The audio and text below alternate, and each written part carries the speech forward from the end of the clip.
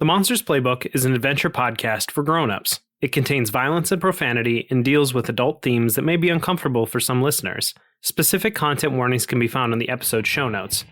Listener discretion is advised. Welcome to the Monsters Playbook, an actual play Monster of the Week podcast that's taught us all a lot about friendship, simple math, and eating on mic. This week on the cover story, holy crap, you guys, it's the final arc of the season and of the campaign. I know I say this a lot, but it's all come down to this. The Star King has made his move, and our heroes have made their plans. It's their biggest one yet, and it will take a lot to put it together and pull it off. You know what that means. It's time to call all of our friends. We've spent years building a veritable army of NPCs, and now it's time for everyone to come together, do everything they can to help, and hope that the Star King doesn't have any more tricks up his sleeve. I'm John, and I play Mark Clayton. I'm Lauren, and I play Kira and Anna Ashwood. I'm Miah, and I play Casey Davis and Theo Nessos. I'm Johnny, I play literally everybody else. Let's begin the ending.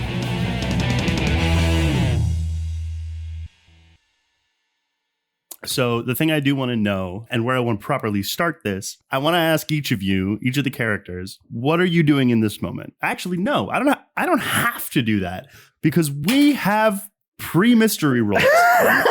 Let's do that. Yes, we do. Do I get a free roll for Casey? You know what? Why not? Let's see. For Anna, she rolled an 11 for her vision for the Divine Providence. There we go. Kira rolled 13 for her sect. And she rolled 10 from the plan. So just get 2 holds. So I rolled an 11 for premonitions, and I rolled a 7 for Boss From Beyond. Lovely. Casey has 3 holds for Connect the Dots as well as the Touch. And then Theo rolled a 6. For what did Theo roll a 6? What was that roll for, Theo? Why did you roll a 6? What were the circumstances of that 6? For Stars Aligned. Can you tell me what the implications of a failure are for that? On a miss for the Stars Aligned, something bad will happen to you in the course of the mystery, if it wasn't bad already. Love that. Love that for us. Well, I think to be clear, bad things are always happening around you and you are always in danger. But that means that there will be something that you don't even get to roll to stop. Something bad is just going to happen to you. Yeah, there's something in my fate that is coming and I am not able to stop it. So I think this isn't so much I think you guys have grown accustomed to your powers of clairvoyance to such a point where it's not, as it was in the beginning, a sort of dream or an assault of a vision. I think it's like you are now taking the time to try to plan out your future, and you're kind of doing it on purpose, where you're like, I'm going to channel this curse of mine, take some time and like think and almost meditate on it, like you're rolling Tune In or something. Mark sees what's sort of very clearly the burning remnants of the Star Kingdom. There are these like sort of distant glass and metallic seeming platforms that you've kind of seen in visions from here before, and they're all on a very specific, very deadly kind of fire. And standing at what might as well be the center of it is the Star King, standing victoriously over Theo, whose eyes are downcast and shoulders are slumped. The Star King says to her, "You see now that it was always going to be like this." You're right. I never had any hope. I was just fighting the inevitable for a life I was never going to live. She fusses with her left-hand ring finger. And then the flames begin to rise and approach, and the Star King steps towards them and says, "But now it all means something, doesn't it?" No, it doesn't. And they're both consumed by flames.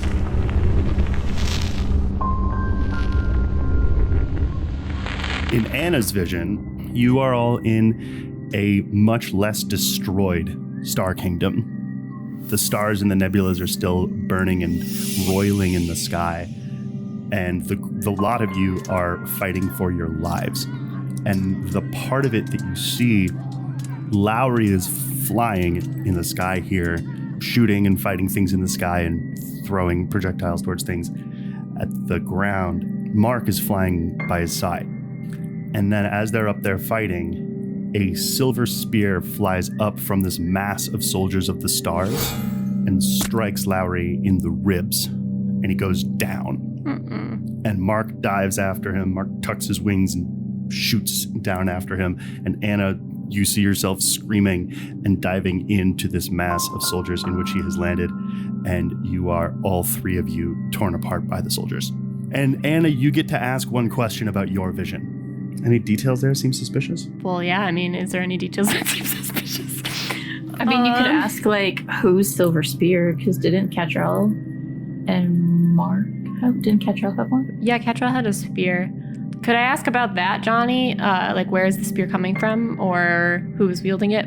What did I notice about the spear? What you notice about the spear is that, yes, it is unmistakably Catrell's spear. Mm-hmm. So, I want to know what each of the four of you are doing. Your plan is the delightfully ambitious, nightmarishly complicated 4-phase plan that Lauren laid out at the beginning of this. That's what you are working towards for now. But right now you are at or about the Clockwork Child, unless there's someone else you want to visit or somewhere else you want to go. So I want to know, like, in the plan, what things are you working on, I want to know where you are so I know where to start. Anna was mostly helping, I think, with any of the magical things that she could help with. So with the clones, if the crown is all good, yeah, I think she's probably helping with the clones. Kira had been helping with the crown with Mark. And I think her next plan was to try to, like, make a connection with Ember, but then Mark got this message. So remembering back to that conversation, I think I would have just said something along the lines of, I know things are crazy right now and we're working on it. Hang tight. Click. You say that to other Mark? Yeah. Mark, roll manipulate someone. 10. I want you guys to just all imagine other Mark doing that thing where, like, the phone hangs up and he kind of looks at it, sees that it's gone dark, and looks around, shakes the phone kind of casually and impotently. Mm-hmm. Just like, well, I don't know what else to do here. And back to you. Theo, what are you doing? Last time, I thought either Theo and Mark, or maybe Theo and Anna, or the three of them are supposed to go to, like, Oubliette at some point and, like, reinforce it. I don't know which one would be better, but I think maybe at the very least, Theo would have, like, disenchanted the clone. Dispelled it.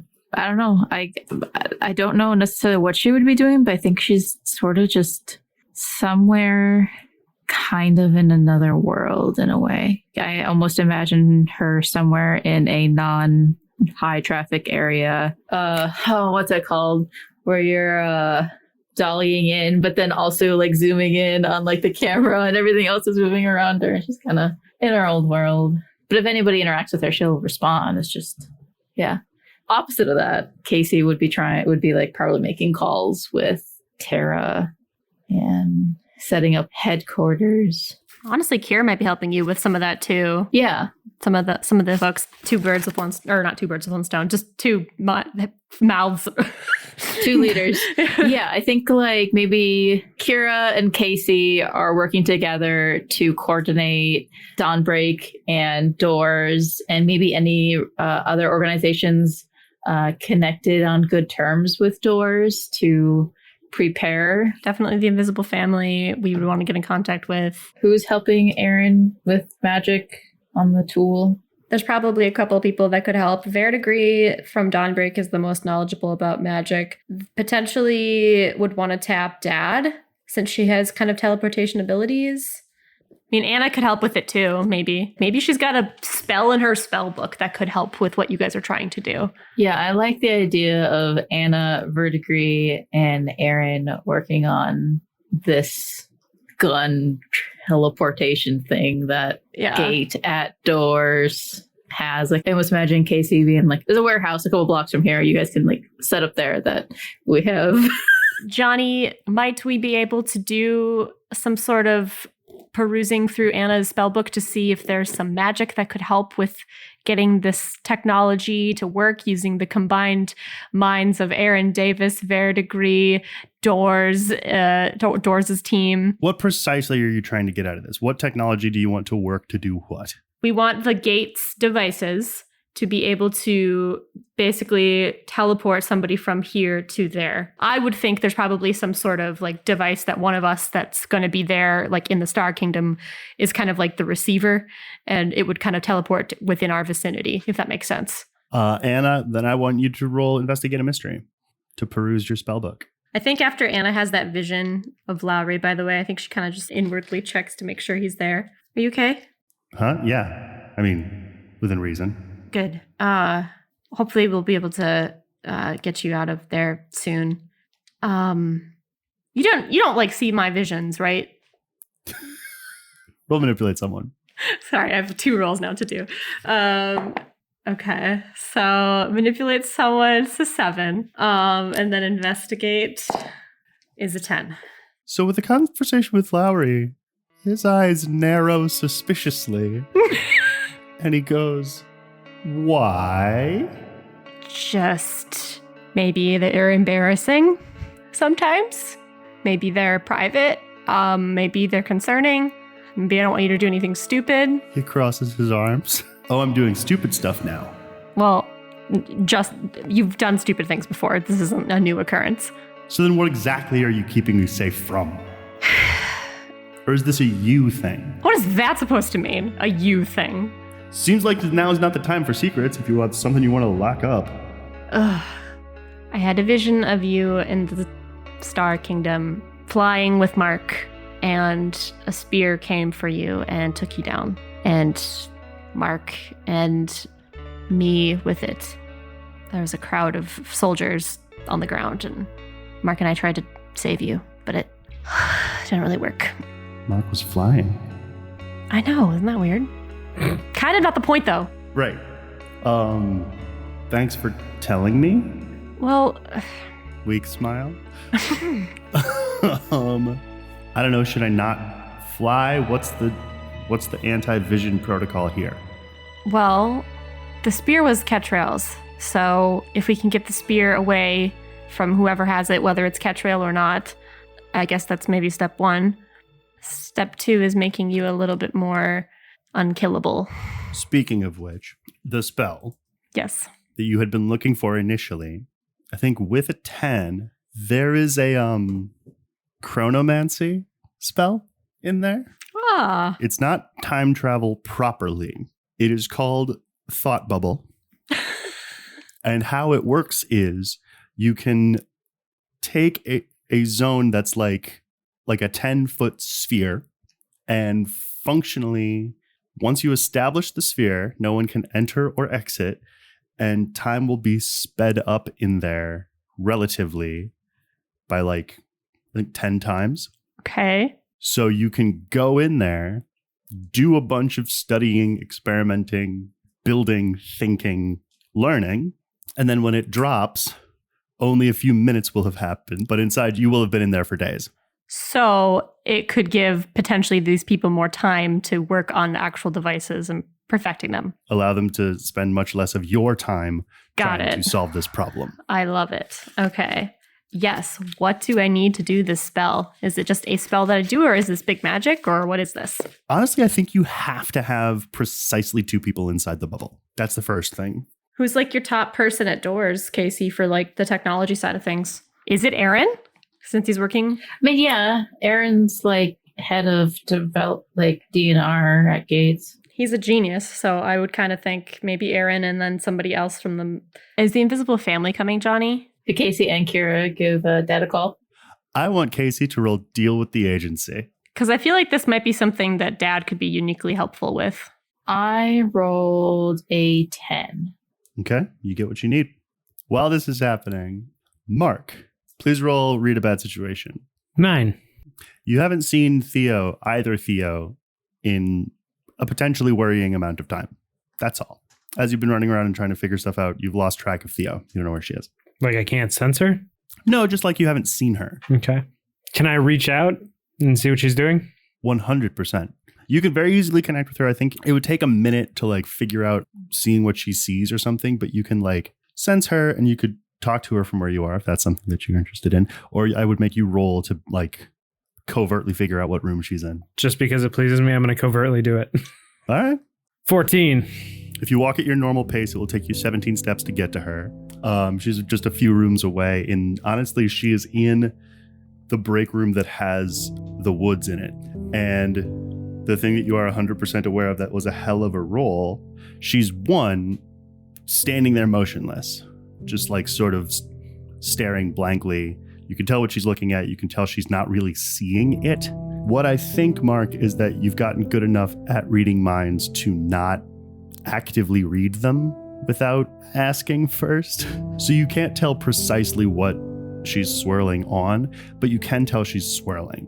Like she's doing that low-key ambient anxiety attack where she has a number of things that she's going very shallowly down the list of and then moving on to the next one that she's also stressed out about. If she's swirling on stuff, am I able to somehow focus her mind? You have soothe. In order to do that, you would have to be in front of her and saying nice things. Well, that's why I'm like, I'm a distance, and I mean, you would not without showing yourself, essentially. Okay, all right. Either way, you could go in there and talk to her and help her that way. I think without knocking, I think Mark is just going to say, "Are you good? What? Are you good? You seem a little sidetracked. What's going on?" I'm okay. Are you okay? I mean, as good as you can be in this situation. Yeah. But I mean, I'm grounded. Are you? It's hard to do that in this situation. You look better. Forrest did a lot for me. I had a vision a little bit ago. Not a very good one, but, you know, like a lot of our visions, we can change it. A lot of them never seem very good. You know, out of all the visions that, you know, we've come across, that I've come across, that I've shared with you guys, none of them have particularly come to fruition. Like, a lot of them are, I mean, they were just preemptive. We have the power to stop this, and we will. It's what we have to do. That seems a little naive. I mean, what else do we have? I mean, it's what we need to focus on and what we need to do. Well, I mean, sure, we need to do it, but... I'm scared too. I am. I'm not going to pretend I'm not, but at the end of the day, what else can I do, you know? This is what other people need me to do. For staging reasons, Mark, you are just communicating from the other room with your mind. Right? Yes. Okay. Oh, okay. Are you comfortable, I mean, doing this with us? There isn't any other way. For the listener, Johnny just counted down. I don't know why. You weren't aware of them until this very moment, but there have been heavy bootsteps coming up behind you, and then Theo, you hear a very gruff and loud, "There you are!" And you turn and look, or you don't, and he grabs you by the shoulder and turns you to look at him. It's Nick Sparks. It's slow going in there. We could really use a more experienced practitioner. Fuck off, Nick. Oh, buddy. Unless you need to keep working on what you're doing in here. What do you need help with, Nick? Well, as you look back, I want Mark, after hearing this situation unfold, I believe in you. And then I think you get the sense of Mark holding your hand. Mark, roll manipulate someone. 8. You're like, I don't want it, but I'll take it. I think with that mixed roll, you hear, "Thanks." At least one of us does. Where do you need help, Nick? Theo, you get 1+1 forward on your next roll. Wait, are you saying that you don't believe in Mark? No, she's saying that she doesn't believe in herself. She doesn't believe in herself. Oh, sorry, yeah. No, that makes sense. If not that spoken aloud, that thought process is canon for Mark. Yeah. Wait a minute, why would she say she doesn't believe in me? We were talking about, she was talking about her too. Right, that makes more sense. But also, hey, I was just, she's doing something now. So Nick's standing in front of Theo, and Theo's, "What do you want?" What do you think? He starts walking out, expecting you to follow him. The clones. Theo's gonna follow. All right, he's going to walk you into the workshop with Lincoln, where I think we'll remain for just a bit because you are just making the 4 is the plan, right? Mark, Theo, and Akira. Let's say us 4 active hunters and Tommy. So there's the 5 humanish shaped clumps. Lincoln is fussing over one. You can tell he's been staring at this for a long time and sweating. when I start to make progress on one, the other ones start to melt. On this timetable with this scale, it's not, I don't like to say it's not doable. I don't like to say I can't do stuff. Well, if we need more time, would this spell help? No, they'll count. Huh? I need more people. Oh, well. More hands. Well, there's lots of hands around here. And for reasons I don't care to explain, roll manipulate someone. Uh-oh. 9. He's like doing whatever. Then he goes, no, I mean, I need people who've done this before. And he goes back to it. Are we just going to say what I think you're going to say? He was going to say capable hands. That's what she thought he was going to say. Yeah. And she knows exactly what he was going to say. And I think they make eye contact and she knows what he was going to say. And he knows what she knows he was going to say. Fine, leave you to it, boss. And he breaks eye contact and gets back to work. You know witches? I don't know. It's everything I can do to keep them from falling apart in here, okay?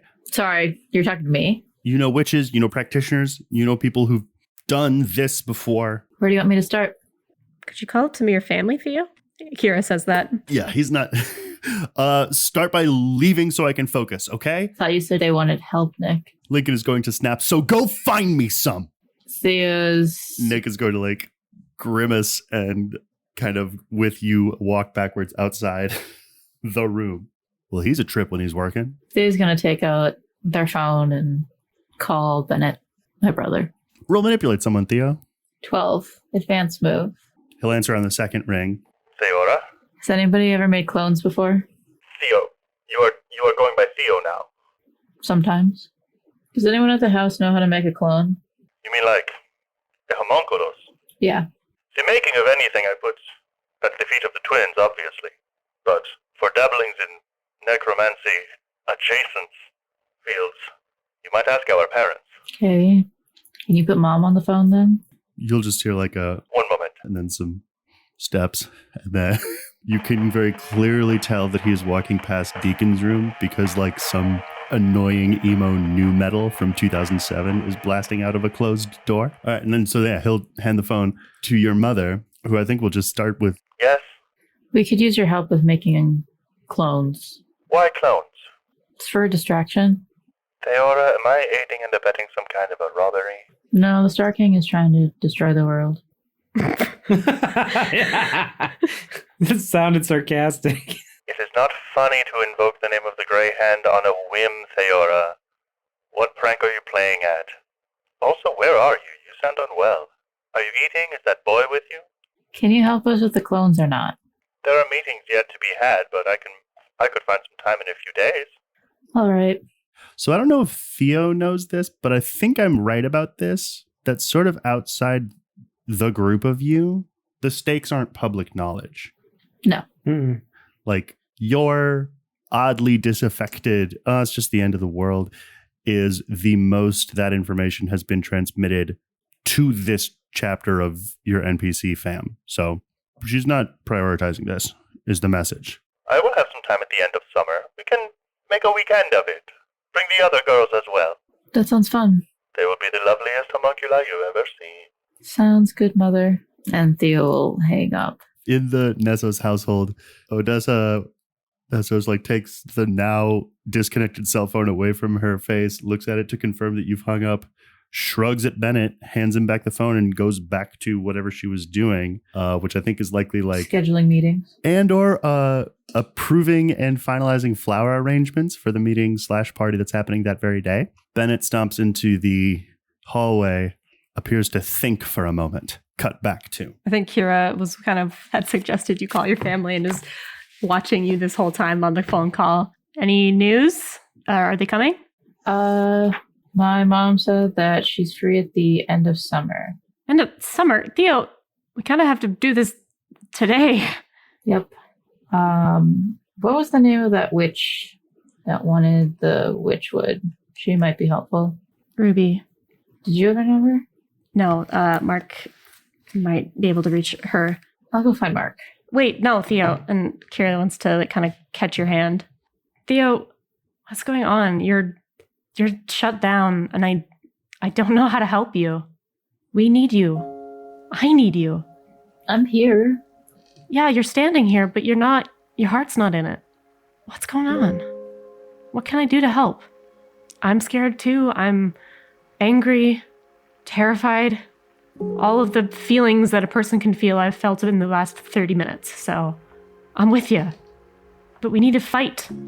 And you don't seem like you want to fight right now. You seem like you want to just drift. I mean, you're not wrong. No. How far is Mark away from this conversation happening? A couple feet? Yeah, probably 5 loping strides. Can I walk up and grab her hand and show both of them the vision I had? You sure can. And do. You don't want that. You don't want to be in that situation. You heard what I said. So what, you're just going to let him win? Let him take this from all of us? Theo, you're strong. You can fight against him. You can... There's nothing that we haven't been able to do if we don't work together. I don't see what you see. You don't see what I see? Both of you. All of you. I don't want you guys to die either. I don't understand how we're supposed to stop it. By working together. By fighting. We've established our plan. That's what we have. Didn't we have a plan earlier? We always have a plan, but like... And we lost Donovan, Yano. Why now? Is this too big for you? Yes. Are you feeling like this is too big? Yes. Good. It should feel big. It should feel scary. It's the end of the world, Theo, and unless we do something about it, then there's gonna be nothing left. And I think she holds your hand. We need you to see the strong, capable woman that we see. Because you are, Theo. Hold on. Theo, if you're not up for this, you don't have to do this. We'll figure out a way. We'll do everything we can. But without you, we're down a lot of possibility that we're gonna come through on this. I mean, this is a tall order. It is. Like, we can't expect you to be okay with this. But after everything we've been through and where we've come from... Nick and Tommy are sort of wandering into the room to be in the background of this conversation as well. After everything we've been through up until this point, I mean, this is the big one, and we need you more than ever. But that being said, at the end of the day, you're like us. You have dreams and aspirations, and I mean, I understand if you feel really stuck in this situation. If this isn't for you, it's okay. It's not that I don't want to do it. It's not that I'm scared, which I am. It's okay to be scared in this scenario. We're all scared. But that's not it, Mark. You're not listening, Mark. Theo, do you trust us? Yeah. I don't have anybody else to. So then you need to trust that you are strong. Because Mark and I, that's what we see. Do you think we're lying? Yeah. Would we lie to you? Nobody else has believed in me. There's a soft ding of the front door of the shop, along with a small retinue of guards, of which certainly includes Gia, will walk Casey Davis, to whom it is clear she has walked into something. There's a whole bunch of people here who do. It feels like I just often let you down. There is no letting down anybody when you're trying. Have we ever said you've let us down? Have we ever said that you're not enough? I guess I just hear it in my head. Exactly. But it's not true. I'd say those things about myself all the time. Do you think I'm weak? No, you're one of the strongest ones I know. Yeah, right back at you. I need you to start believing it too. Because Mark's right, we can't... I don't want to do this without you. It's all of us, or it's none of us. Well, I'm not leaving. Good. Because we need Theo Nessos. Everything that you do that you think you're doing alone, just remember we're doing it together. And you won't feel alone going through it. It's what we all have to do. This is just another one that we're doing together. It'll be fine. I don't want to let you guys down again. You've never let me down, Theo. From the other room, you will hear Lincoln shout, "Nick, the hands are melting again!" And Nick will just be like, "Oh my God," and stomp. And I think Casey will nod to one of her retinue who will follow after him as well. And the spell of the moment is broken. Theo will look at Kira. Somebody needs my help. And Theo will go towards the room that has Lincoln. Try to help, I guess. I think Kira to Mark is like, I don't think her family's coming. Do you think you could maybe pop into their heads? Sure. Just express the urgency. Casey's gonna saddle up next to Kira. I think Lucia in her shadow. Everything okay on the home front? No. Yeah, I could see that there is Some tension. Working through it. some not lies, some lies. What lies? I guess not straight up lies, but just Theo not being okay. Yeah, she's not great right now. But I meant what I said. I know. I'm shocked she didn't listen to you. You're usually very persuasive. You know, if I've learned anything with working with Theo, she listens, but eventually she's got to make that call herself. Yeah. I mean, she's still young and she's the newest to this for all of us. Do you want me to talk some sense into her? As much as I would love to have Miah try to talk sense into her other character, if you want to take a crack at it, sure. At this point, I don't know what's going to crack that block of ice. Well, it looks like you thawed her a little bit. Mark, do you want to try to reach out to Theo's family? Sure. Roll plus weird. 12. Who are you going to reach out to?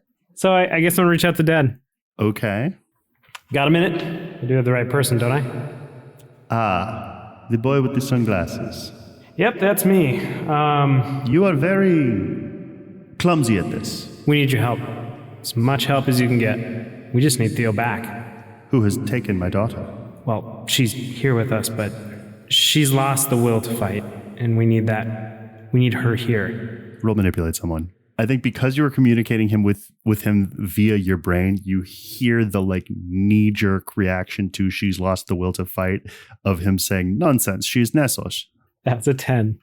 Is there anything that you can do in this situation? I am the head of the Maggio boy. There is much I can do. The fate of this world, everything depends on it. I would like for you to, using the Mark Clayton show don't tell rule. Show your vision. As I say that, you want me to just put that image in his mind? All of it. I want you to put the stakes of this fight, the things that you've heard the Grey Hand say, the things that you found out in the sea. Maybe your plan, but maybe you kind of keep that one a little bit hidden because you're still not maybe 100% on it. I'm going to show him all that and then pull it back to show them that this is where we're at, not experience this right now because I don't want to kill him. Fair. We're at the Clockwork Child.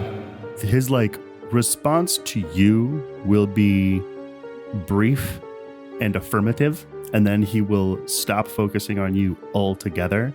What I want you to imagine is that you are kind of in the almost receiving room of like his mind palace, and you can see coming up around you like the meme of the lady looking around doing math, or Zach Galifianakis in The Hangover. Like, it's just all these like names and phone numbers, and then sort of they're all sort of cross-referenced with each other of owed favors.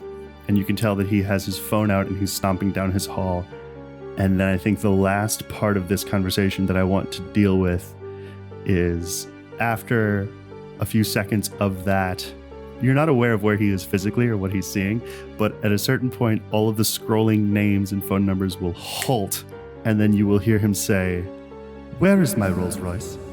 So can Nick, Casey's entourage, Theo, and Lincoln successfully make these clones? Why don't you, Theo, roll use magic? I rolled an 8. Okay.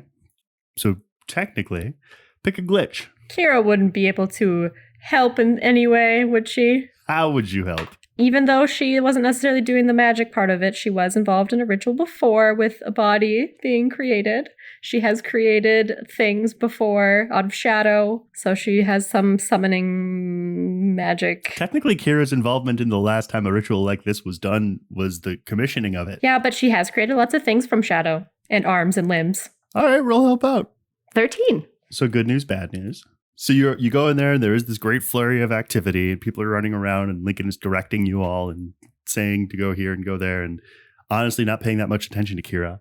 And then cut to the end of it and you are all surveying these 5 bodies on these 5 slabs. And Lincoln looks like he's about to say something.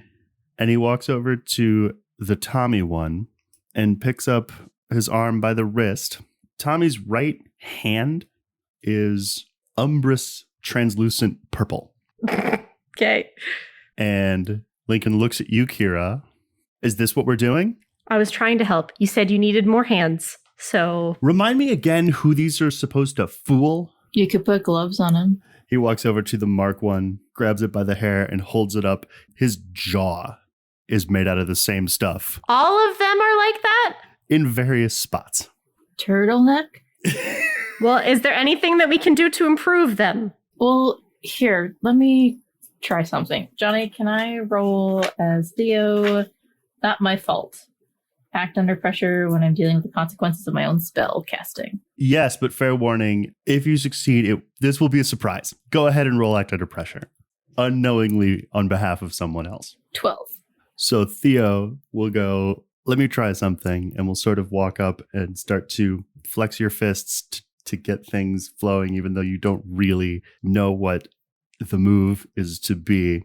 And a voice from the doorway will say, it's still quite impressive.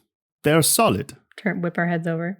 Standing in the door is Bennett the Seventh, flanked by Deacon. You can see over his shoulder, the twins are pulling some things out of a bag that they've brought and also pulling things off of the shelves. Great. Of course they would be. Theo definitely sort of stiffens. I feel like I think you would sit behind her and she doesn't look, but Bennett's going to walk up to the whichever one you are looking over. Which one is it? I'm trying to fix Tommy's hands. Bennett will hold out his hand to be like, may I? Less a stand back and more I want to collaborate with you on this is the vibe I want you to get. Yeah, Theo will sort of clone Tommy's hand for Bennett. He'll pinch at the quote unquote the shadowy flesh of his hand and fingers. Solid, proto-physical. Sort of toss a glance to Kira and toss a glance to Lincoln and be like, we can work with this. And we'll reach into a pouch and pull out some what do you call the thing that really fancy lip balm comes in? I guess a jar. Just a stumpy jar, and he'll unscrew it. I think he's also just going to just short of snap his fingers to get Deacon to come into the room and also start begrudgingly do the same. But Deacon, for his part, when he's sort of fumbling with the salves and unguents as he starts to try to do the same thing that Bennett is doing, keeps stealing glances at Theo. Theo, roll read a bad situation for me. 13. Advanced move.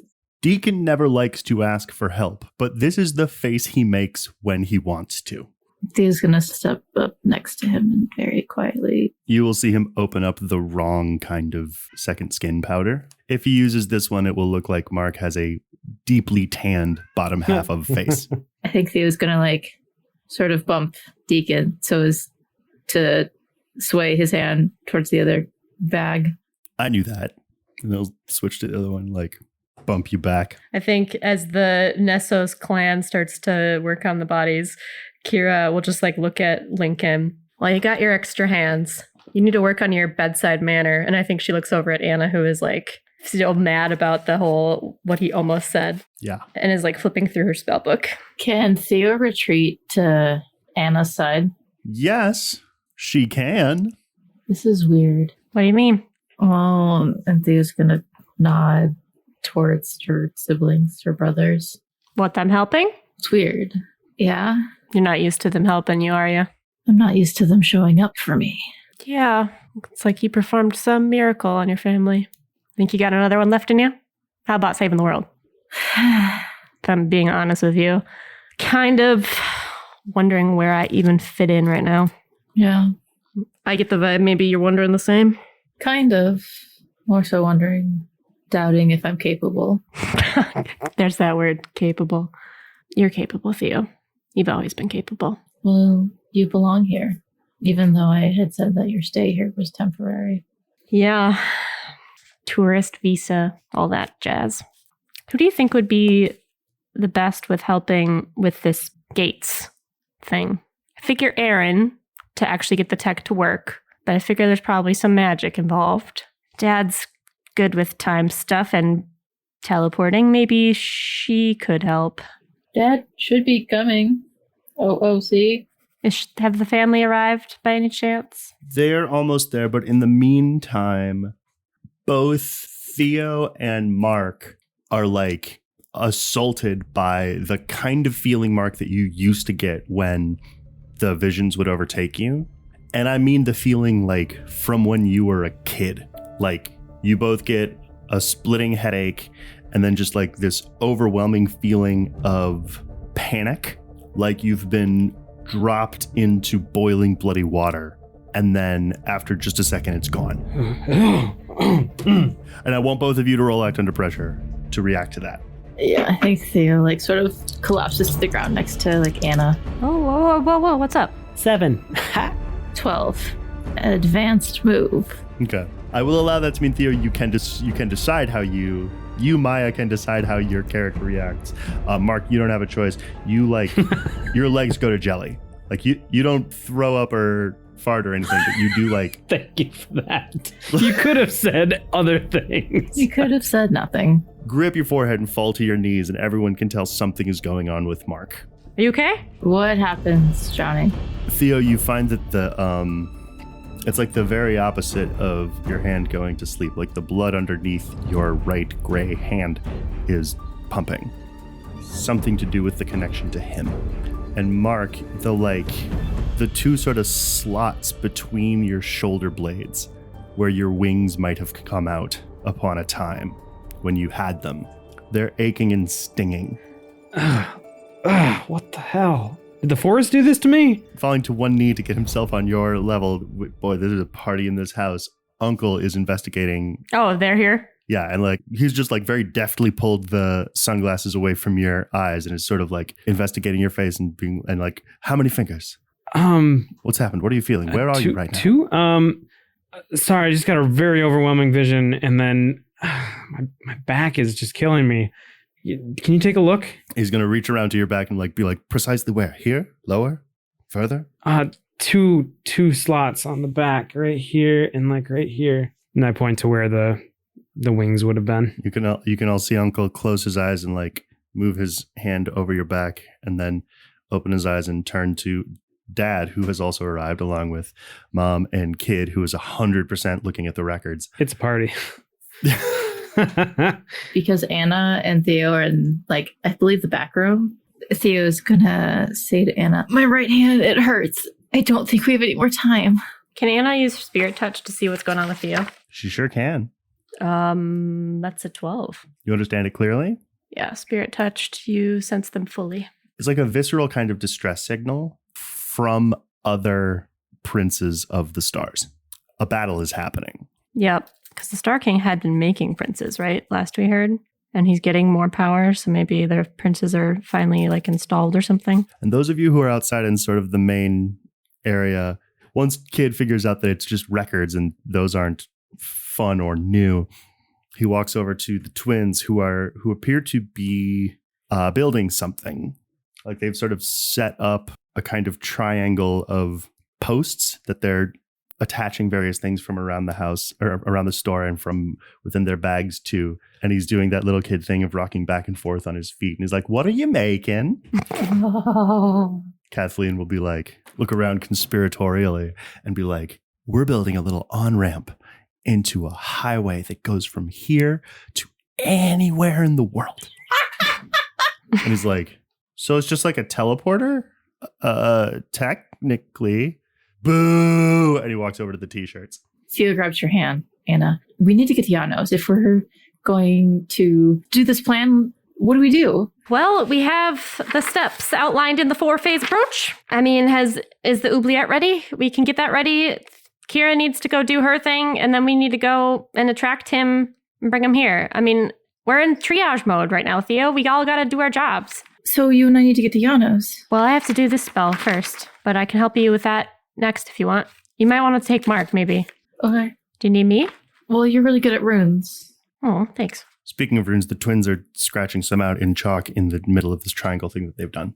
Okay, what the fuck's going on there? Anna says. Tut. Nah, don't touch me, bitches. What are you doing? They will both roll their eyes and sigh at exactly the same moment in exactly the same way. They're going to look at each other and have you rolled well enough that I want you to know that this is what is happening. They're having a brief an imaginary game of rock, paper, scissors. And finally, Katarina goes, ugh, and stands up and walks over and whispers something in your ear. You can check the chat and decide what to do with that information. Got it. Why does it have to be a secret? It's not a secret. It's a surprise. Okay. Want to let me in on this surprise? Scratch, scratch. Yes, we do. Each of the twins goes to one of the things on the triangle and twists something into place, and then goes to the other one on the triangle, and then like hand on hand twist the other one into place. And then like a sort of shining circle starts to spin on the ground. And then up from it appears like just this sort of discordant vibration in the air that sort of seems to shake and shimmer between making the barriers between spaces loose and narrow. And then in will step very clearly never before worn, really fancy hiking boot, and then wearing a big backpack with several different like magical accoutrement hanging off in sort of ropes. In will walk Jacob Nessos. Surprise! All the way from Chicago, standing approximately 6'2", Jacob Nessos. Jacob kind of looks at Casey, looks at Anna, and looks at the twins. And the twins are like very clearly in ta-da pose. I think Gia slow claps in the background. And Jacob shoves the palm of the heel of his hand into his forehead. And he's like, did you try to make this into a surprise? And they're both still in ta-da pose. And they're like, no. Well, that's really cool and all that we have another Nessos. But we kind of have a little bit of a code red going on right now. So, and Casey's gonna like just sort of turn towards Kira. So we sort of need to move this plan up. Yep, it's triage mode, guys. Mark, Theo, whoever else thinks that they could help with runes, something with the oubliette, I suggest you guys go and do that now. Thugamon, Gale, Tommy, and I guess if anyone else wants to come with me, I think we need to start making our way to the Sea Kingdom to start the work there and get another kingdom on our side. Point of information. Mm-hmm. Does Kira still need to do the twin flame? Kira's proposing to just have that happen naturally this time. What do you mean by naturally? Like it happened, like passively. No, I mean, Kira's hoping that she can get to the Sea Kingdom and open up that connection with Ember naturally, not through the spell. Because if there's ever a time to do it, it's going to be then. Okay. Yeah. And we're running out of time to do more spells. I will keep home base here at the Clockwork Child, if that's okay with you, Lincoln. I'm deploying some doors, agents, and Dawnbreak across the city. You have the earring, Kira, so... Yeah. Do you have a few more of those just in case? Tara? Bam. Do we have a couple more of those earrings on us? She'll just lightly turn her head and someone behind her with a briefcase will open it up. And yes, there's several dozen earrings. So yeah, Kira will kind of disperse them throughout some of the gang that is remaining. So I think probably the other hunters, maybe Tommy. Nick already has one. Nick's got one. Okay, of course he does. Probably gives one to like Lincoln too, and just in case they come with us eventually to there. When you give Theo hers, she's going to ask you if you have an extra one. Do you just have one extra one? Yeah, we got another one here. Okay. Why? What's it for? I was going to give it to my brother. Sure. After giving all of the earrings out to everybody, then I think Kira would look to Anna and to Aaron. We could use your help with the whole device thingy to make it work. Anna, you got to do the spell. Aaron, did you decide on a third person? And I think Anna looks over at Dad. Yeah, we were thinking you might be particularly useful in this instance, Dad. Really? Look at that smile. Yeah, you know how you've got some teleportation abilities and time and space and such, bringing things from other dimensions to places, kind of your forte. Well, it's not teleportation strictly. It's more complicated than that. It's the underlying science. Yeah. Perfect. You and Aaron will get along perfectly. Mom clears his throat in a very practiced and in a way that you get the sense he's done a lot. Mm-hmm. Stars and Stripes, Dad, just help the kid, okay? But Aaron, as I understand, he's not here. He's at the like warehouse that you had secured, the Doors warehouse. All right, well, he'll need to know that I'm in charge.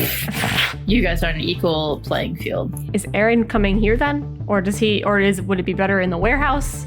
there's all the magic stuff that would be at the Clockwork Child. A lot of the doors stuff would be at that facility. And like, I think the component parts for what's currently a disintegration ray would be easier and more accessible there. I mean, Aaron is all set up there. Well, Dad, can you take me to Aaron so I can do this spell? Is that a thing you can do? And then maybe like just pop me back. Dad will look at Kid just expectantly, and Kid is like looking very intently, like a little kid doing his best to imitate like an archaeologist, looking at the scratched runes around this sort of trio teleportation gate. And then he'll like look up like he's just figured something out and go, wait, it's not dumb. This doorway thingy, it's actually kind of cool. Hang on.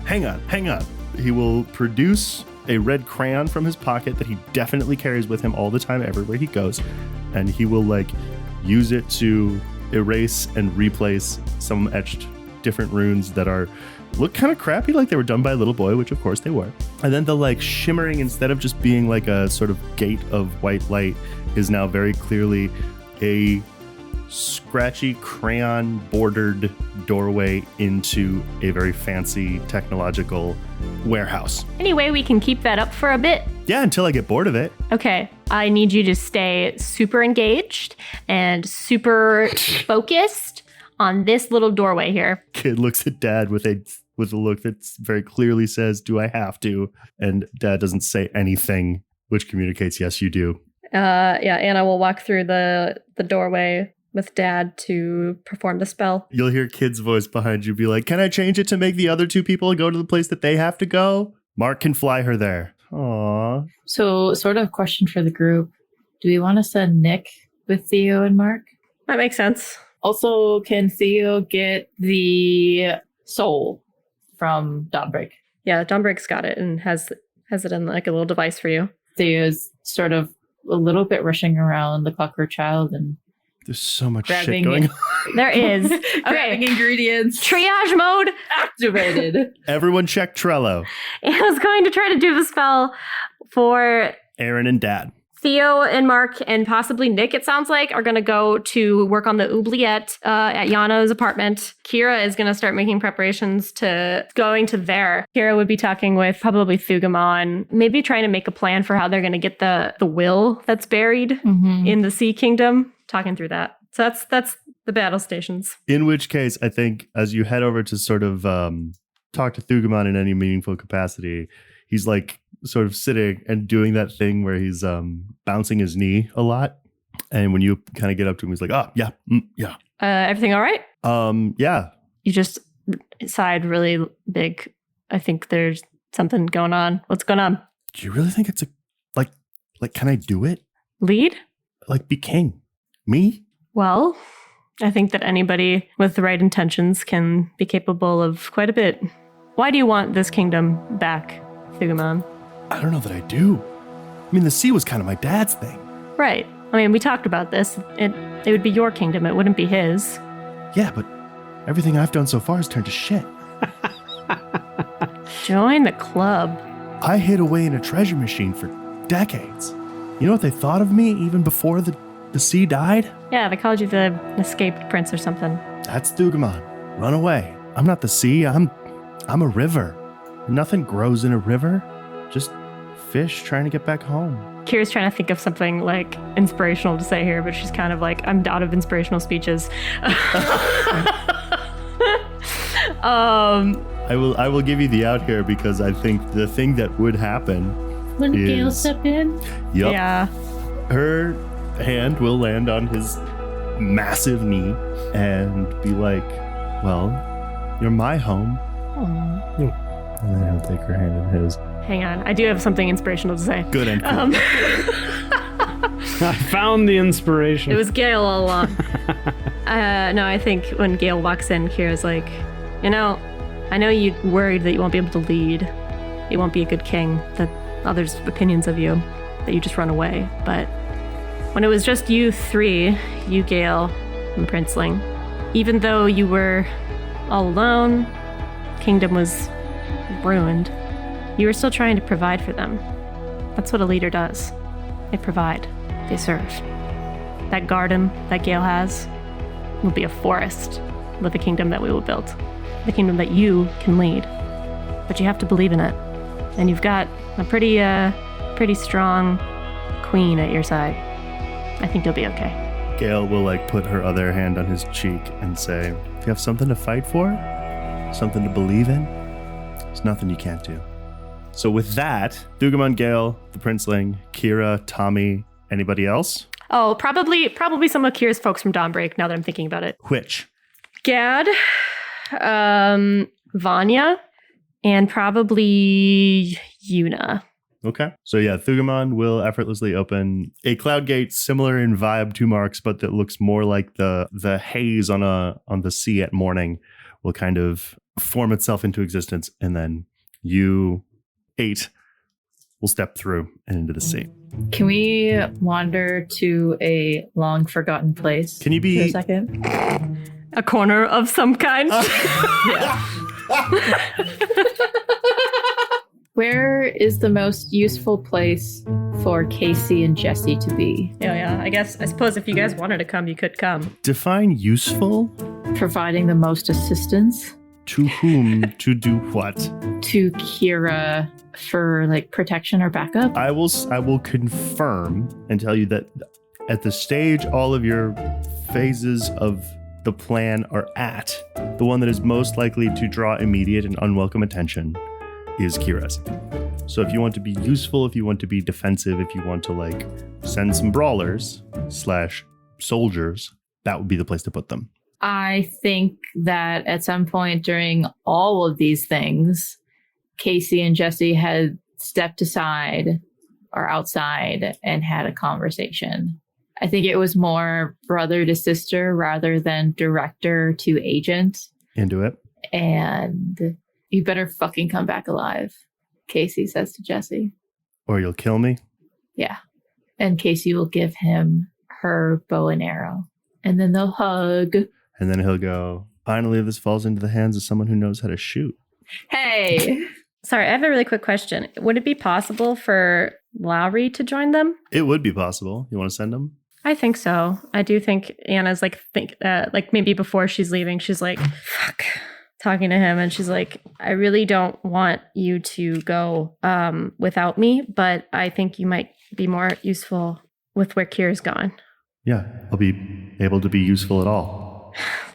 You know, just because you're stuck in my head doesn't mean that you haven't been helpful to me. You know, the funny thing about my visions, Lowry? Huh.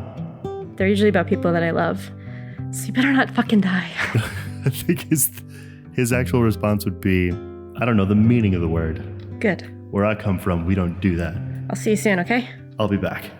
And then he'll shoot out of your head and through the thing. I am desperate to see Mark and Theo go to Yano's house. Who else are you bringing? I think that we should bring Nick for maybe magical backup or like, I don't know. I think that Theo will give Bennett one of the earrings and like sort of just holds it out to him and so he can stay in the loop. He takes it from you and like looks at it through the light and he's like, this is technology, but not quite. Bluetooth? Theo shrugs. It's a doors thing. Ah. Points over to Casey. You trust her? Casey? Hmm. Yeah, she's saved me a couple of times.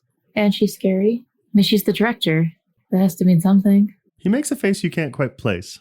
Somewhere between like admiration and curiosity. I can introduce you guys later. After. And then he puts the earring in. Well, Mark's waiting for me, so after. He looks out sort of towards Mark and makes a very, I don't want to say patronizing, but that makes it sound mean. More mischievously conspiratorial and goes, yes, after. Theo will join Mark, and I think Casey's saying goodbye to Nick. So Mark, Theo, and Nick are off to Yano's, and I'm desperate to follow this one. The most direct route is to have Mark teleport you. I was going to say, Mark is going to open a portal. Everybody ready? However, because Mark is bringing other people with him, Mark, please roll plus weird. 8. All right, guys, here we go. Whoom. Thwomp.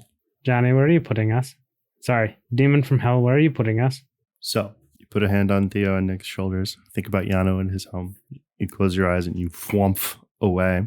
And when you arrive on the other end of this teleportation thing, the very first thing that you notice is that it seems to be the wrong time of day.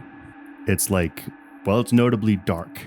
And at first you think, oh no, I've sent us somewhere way out in the boonies, because there's no street lamps, there's no real light or anything. The only light that there is like starlight. And then you look down at the floor you're standing on, and it appears to be like a sort of reflective glass. And you look out in all directions, and there are hundreds of thousands of stars in the sky, and this like flowing and undulating nebulous clouds of star gas. And off in the distance, well, not even the distance, because you can very clearly see a fight happening. And you can see that a person who appears to be a giant, probably 9-foot tall crow man is slashing with his giant beak at a ram-horned armored figure. You are in the stars.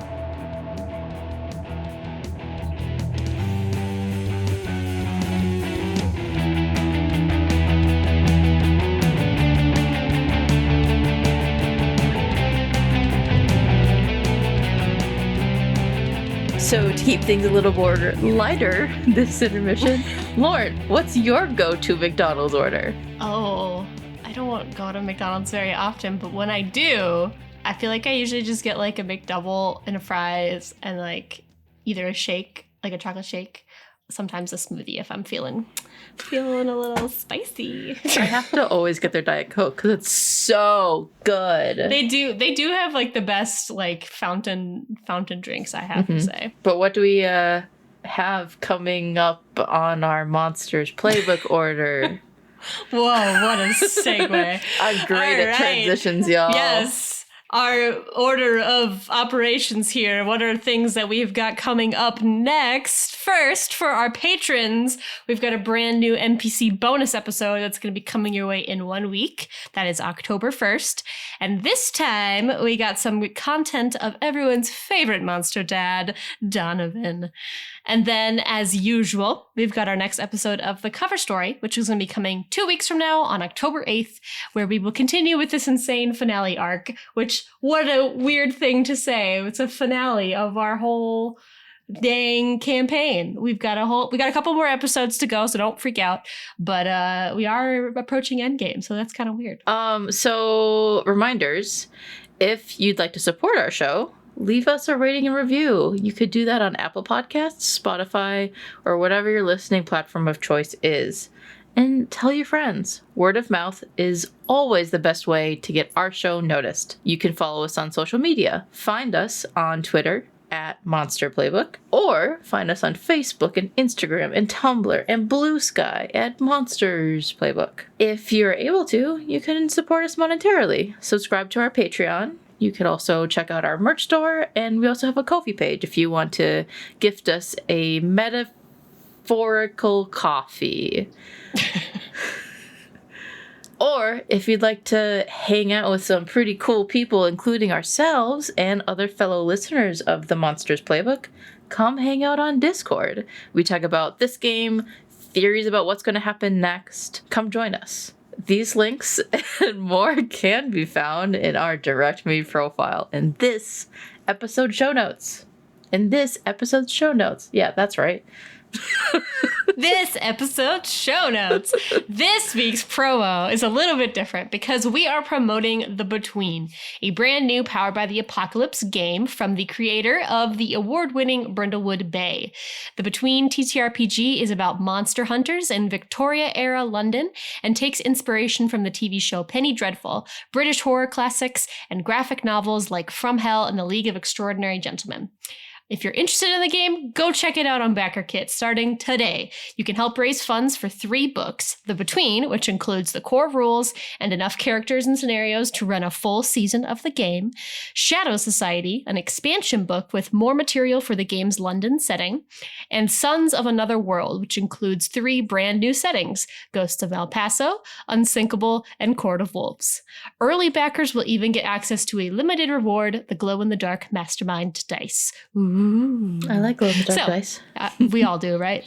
So if you're interested and able, consider backing this amazing game and show some support to your indie game creators. You can learn more about The Between on the BackerKit launch page, which we've linked in this episode's show notes. That's it.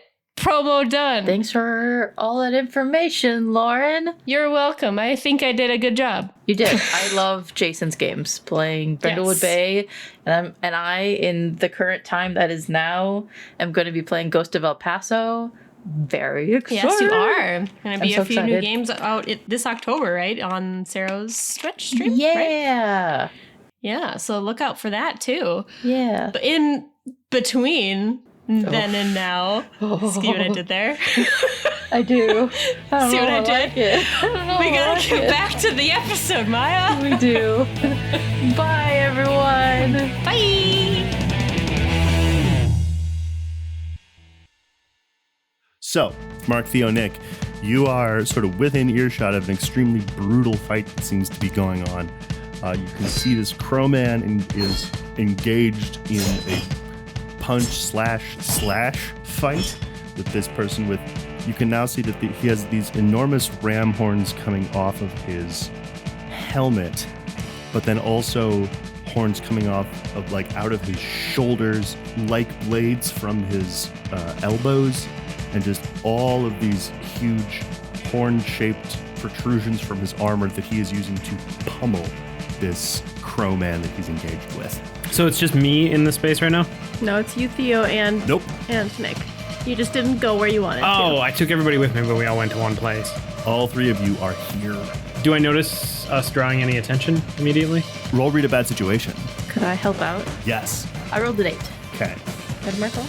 11. Which makes that a 12. Is read a bad situation one of your advanced moves, Mark? Yes, it is. So, Mark, ask 3 questions about what's going on over here. The 2 main people that I have mentioned to you are the first ones that you saw. I think I'm gonna give you some stuff that you can just plainly see with your big dumb eyes, Hey, they're not dumb. with your sharp, fiery eyes. Thank you. Here's what you can see. You see the Ram Knight fighting with the Crow Knight. You can see, I mean, best you could describe it as like a cardinal knight. Like he has a long flowing cape of all red feathers. There's a more sort of, like the Crow Knight appears to be more bird than human, but hugely sized. There is a red feathered knight, like red metal blade, who is basically beating back this other big figure that's like a large black sort of chitinous skinned thing that has these 4 legs that are out in a sort of quadrupod. Like a crab? A little bit, but only 4 legs. So there's a rhino thing, there's this quadrupod thing, there's a bird. Well, there's a crow, there's a cardinal. There's a Crow Knight fighting the Ram Knight. There's a Cardinal Knight that's fighting this thing with these 4 legs that is also pummeling him with these 2, they look like kind of small spiked maces that kind of double as cages. Okay. That are on either end of this long black chain, and it is hurling them at him. And this Red Knight is doing his best to defend himself from it.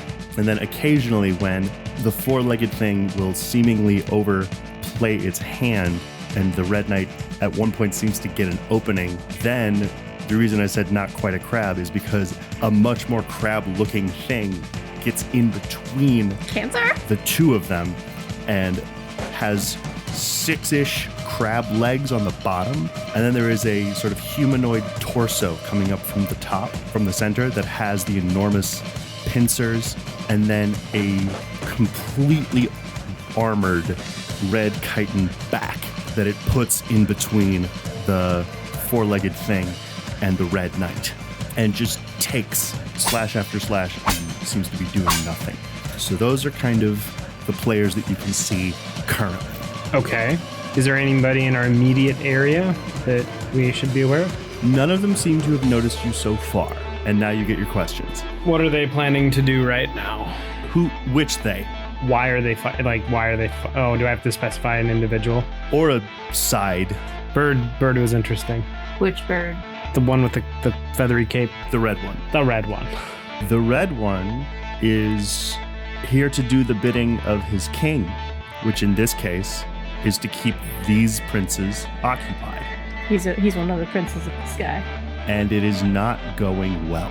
We can assume that the cardinal and the crow are princes of the sky. Yes. And they were sent here to keep the princes of the stars busy, which are the three. They're our distraction.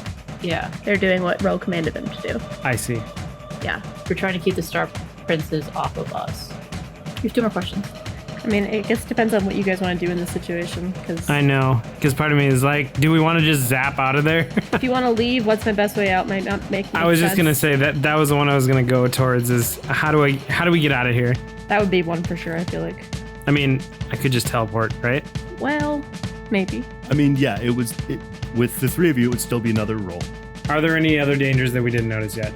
Yes, there is someone else you should be seeing. Well, there's 2 players you should be seeing, one on your side and one on theirs. So is that Capricorn? Yeah, the thing you'll notice is, with that in mind, there's a pair of other figures. One is almost it's just a giant bird, a pigeon the size of a smart car, that has a pair of expertly shot gigantic arrows sticking out of it. It's sitting on basically a surface that is otherwise transparent or reflectively black, but is stained with its blood. So there's something out there that shoots arrows, and Capricorn should be here, but isn't visible. So yeah, they're the ones that can go invisible. I see. And I guess the next thing is what is the best way out of here? Because part of me wants to just go back to the house and complete what we were doing because this is going to solve things. Yeah, no, I agree. Like, I almost imagine, like, Theo and, Theo and Nick also taking in the scene, and, like, Nick has to grab Theo from, like, running out there. Yeah. What is the best way to leave? Yeah, teleporting to where you were originally trying to go is going to be your best bet. So I think Mark is going to try to teleport back to the house. We will see if this works. Roll it. What did you roll on one in your read a bad situation? That was advanced, right? You get a +1 while you're acting on information. Yep. For read a bad situation. We know how to play this game. We always forget about that. I've literally never heard that before, and I've always forgotten it. Yes, you have heard it. I've told you before. Going to game jail. I mean, I believe you. 11. Mark, after taking in all this information very quickly, which I think sort of in slow motion while that was happening, Nick absolutely reached down and got his gun out. Oh boy. Just in time for you to put a hand back on his shoulder and Theo's shoulder and move to teleport. In the moments as that's also happening, there is above you, basically as though there's like a sort of umbral cloud of darkness. Out of it spill this fighting pair that is a male mermaid with a goat's head that is entangled with someone who at first it's hard to recognize because her otherwise exquisite finery is covered in blood and ichor. It's Ro. Ooh. Oh. You can see her as you are sort of mid-teleport or preparing to do that, turn and see you. Her eyes that usually look so sharp, threatening, and composed are wide and terrified. And this goat-headed creature has her by the throat, cries out in primal pain and fury, and slashes at him not to do damage, but just to disentangle herself, and falls directly towards you, and then collides as the four of you slam into Yano's modest living room. Theo, what are the floors like in his living room? He has concrete floors, and there is a large rug in the living room. Well, there is a fuzzily pooling black stain on that rug and just flowing dark liquid on the other side of it because Ro is absolutely bleeding out. Can I use magic to heal her? I don't know. Mark is going to try and roll help out and try to also roll soothe at the same time. You mean lay on hands? Lay on hands, fuck. Johnny, can I roll This Might Sting? You can try to do This Might Sting. 12. I rolled an 11 on the magic roll to try to help, and then I rolled a 7 on the other thing. Okay. So, I mean, she would... mechanically, she would heal 3 harm. Although the process is exceptionally painful. Okay. So you both get over there and you immediately spring into action and you do your thing. And the first thing that happens is Ro's whole body tenses up as though hit with the paddles of like a defibrillator. But notably, she doesn't scream because what you can see is that her neck and throat have just like tear marks.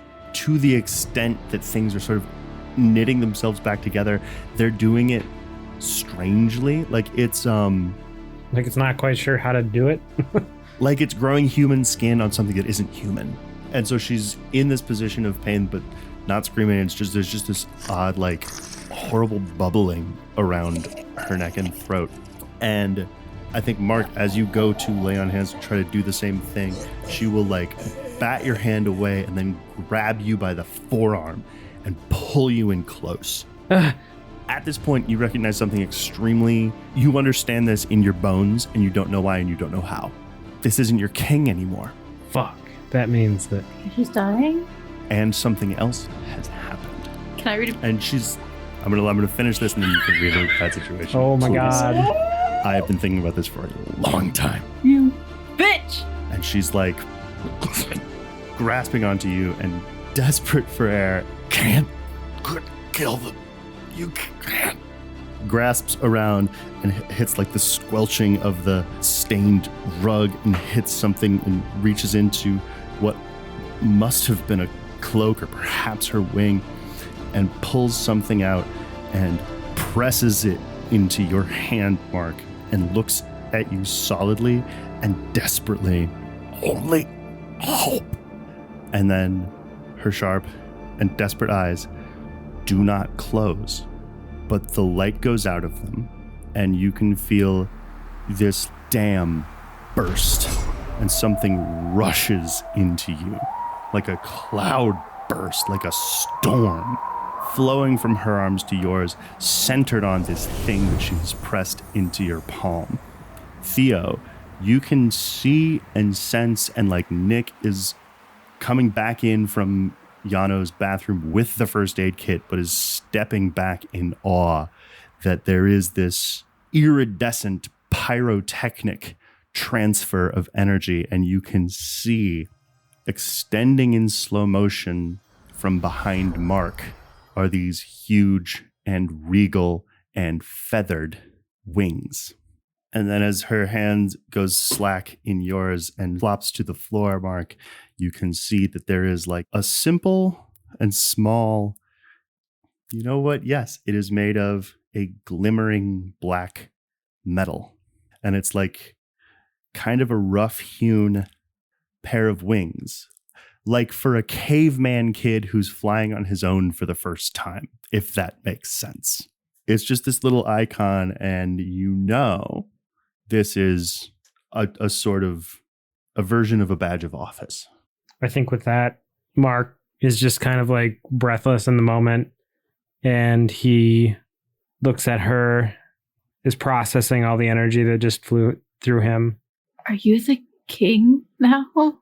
Mark is still just in like, oh my God, what just happened? And I think his mouth closes finally and he nods at Ro, slowly closes her eyes, and then slowly gets up, just kind of lets her body lay on the floor, and then turns around to everybody.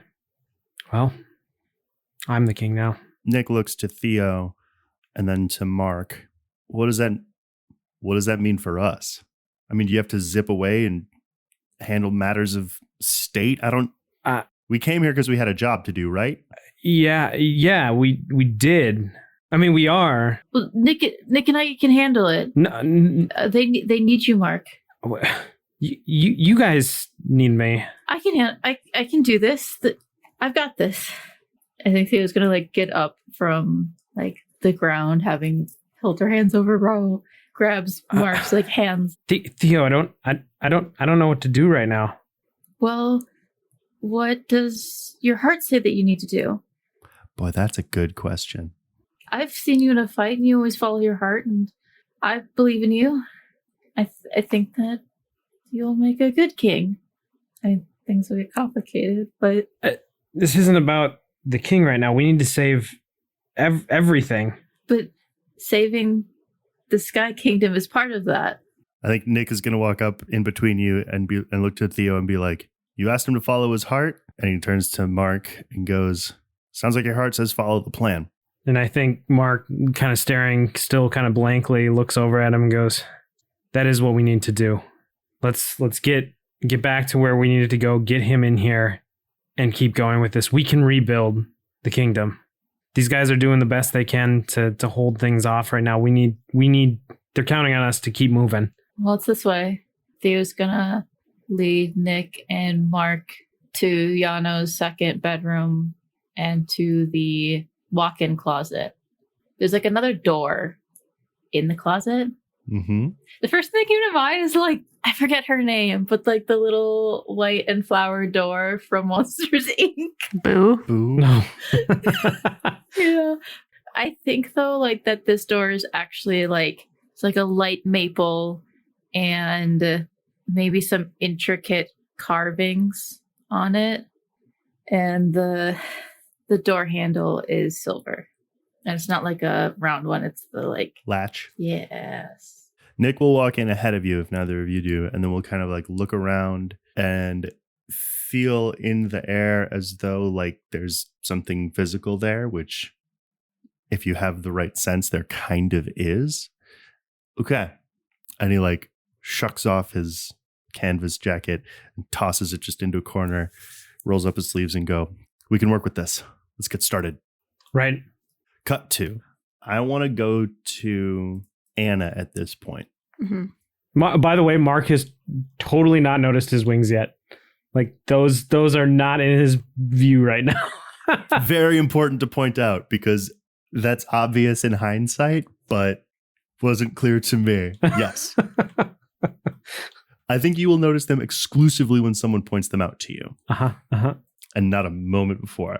Meanwhile, I think for staging purposes, when's the last time you guys saw Aaron? I'm just wondering if his mecha body would be a surprise to you. No, he had one. I do want to say though, like Casey would have helped him upgrade like his suit. Ooh, well then yes. He's got a full-on like Fallout, like what are those things called? The power armor or whatever. Oh, yeah. No, I'm imagining it being like the difference between RoboCop from the 80s and the RoboCop from like 5 years ago. But for reasons of staging, Aaron has been here at this facility the whole time. And so Anna and Dad step in and he is there, and so are kind of a dozen or so other Doors agents with, you know, the varying kind of degrees of uniforms they have. Some seem to be more like lab techs. I think there's a number of them that have like the short sleeve button down of a car mechanic with the Doors icon on it. Some seem to be like kind of more long lab coated science types. And then there's some that have the kind of light body armor of what would be like the security division. Mm-hmm.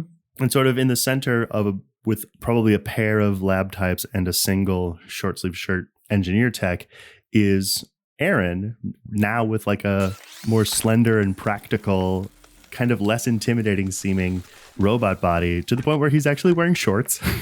Yeah, Anna walks through. I mean, the thing that I want you all to like basically vibe here is that it's a small team and he's sort of dealing with stuff, but he is the head of this team. He's like Hell yeah. Yeah. instructing people and telling them where to go, and they go there and they're like, yeah, he's a respected kind of guy. And he's like, he turns and sees Anna and Dad walking up.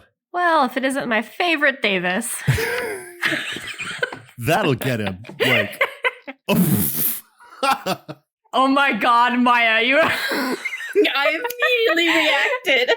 yeah, he like barks out a laugh and then like turns to the rest of his team who look at him like he just said a swear word, like he was their mother who said a swear word. Like, Yeah. what did he? And then he's like, oh no, don't. She's kidding. We're friends from before. Hi, hi. Hey, so I have it on good authority that you've been trying to make a little breakthrough on those, was it called gates? Little device that you have? I've been working with Gates. Yeah, and they're, as much as my favorite Davis has been making her inroads into reforming this place, there is an alarming tendency to see everything as a hammer. I can relate to that impulse. Though I'm actually here to maybe provide the missing ingredients to help you finally put that into motion. He blinks twice, skeptically. 1, time, and 2, gestures towards Dad. This woman, Hello. she's got time-space powers, and I've got magic. You see this spell right here? It's called Thought Bubble. It allows you to create a pocket basically of like time stop. If you've played like Dungeons and Dragons, you know that.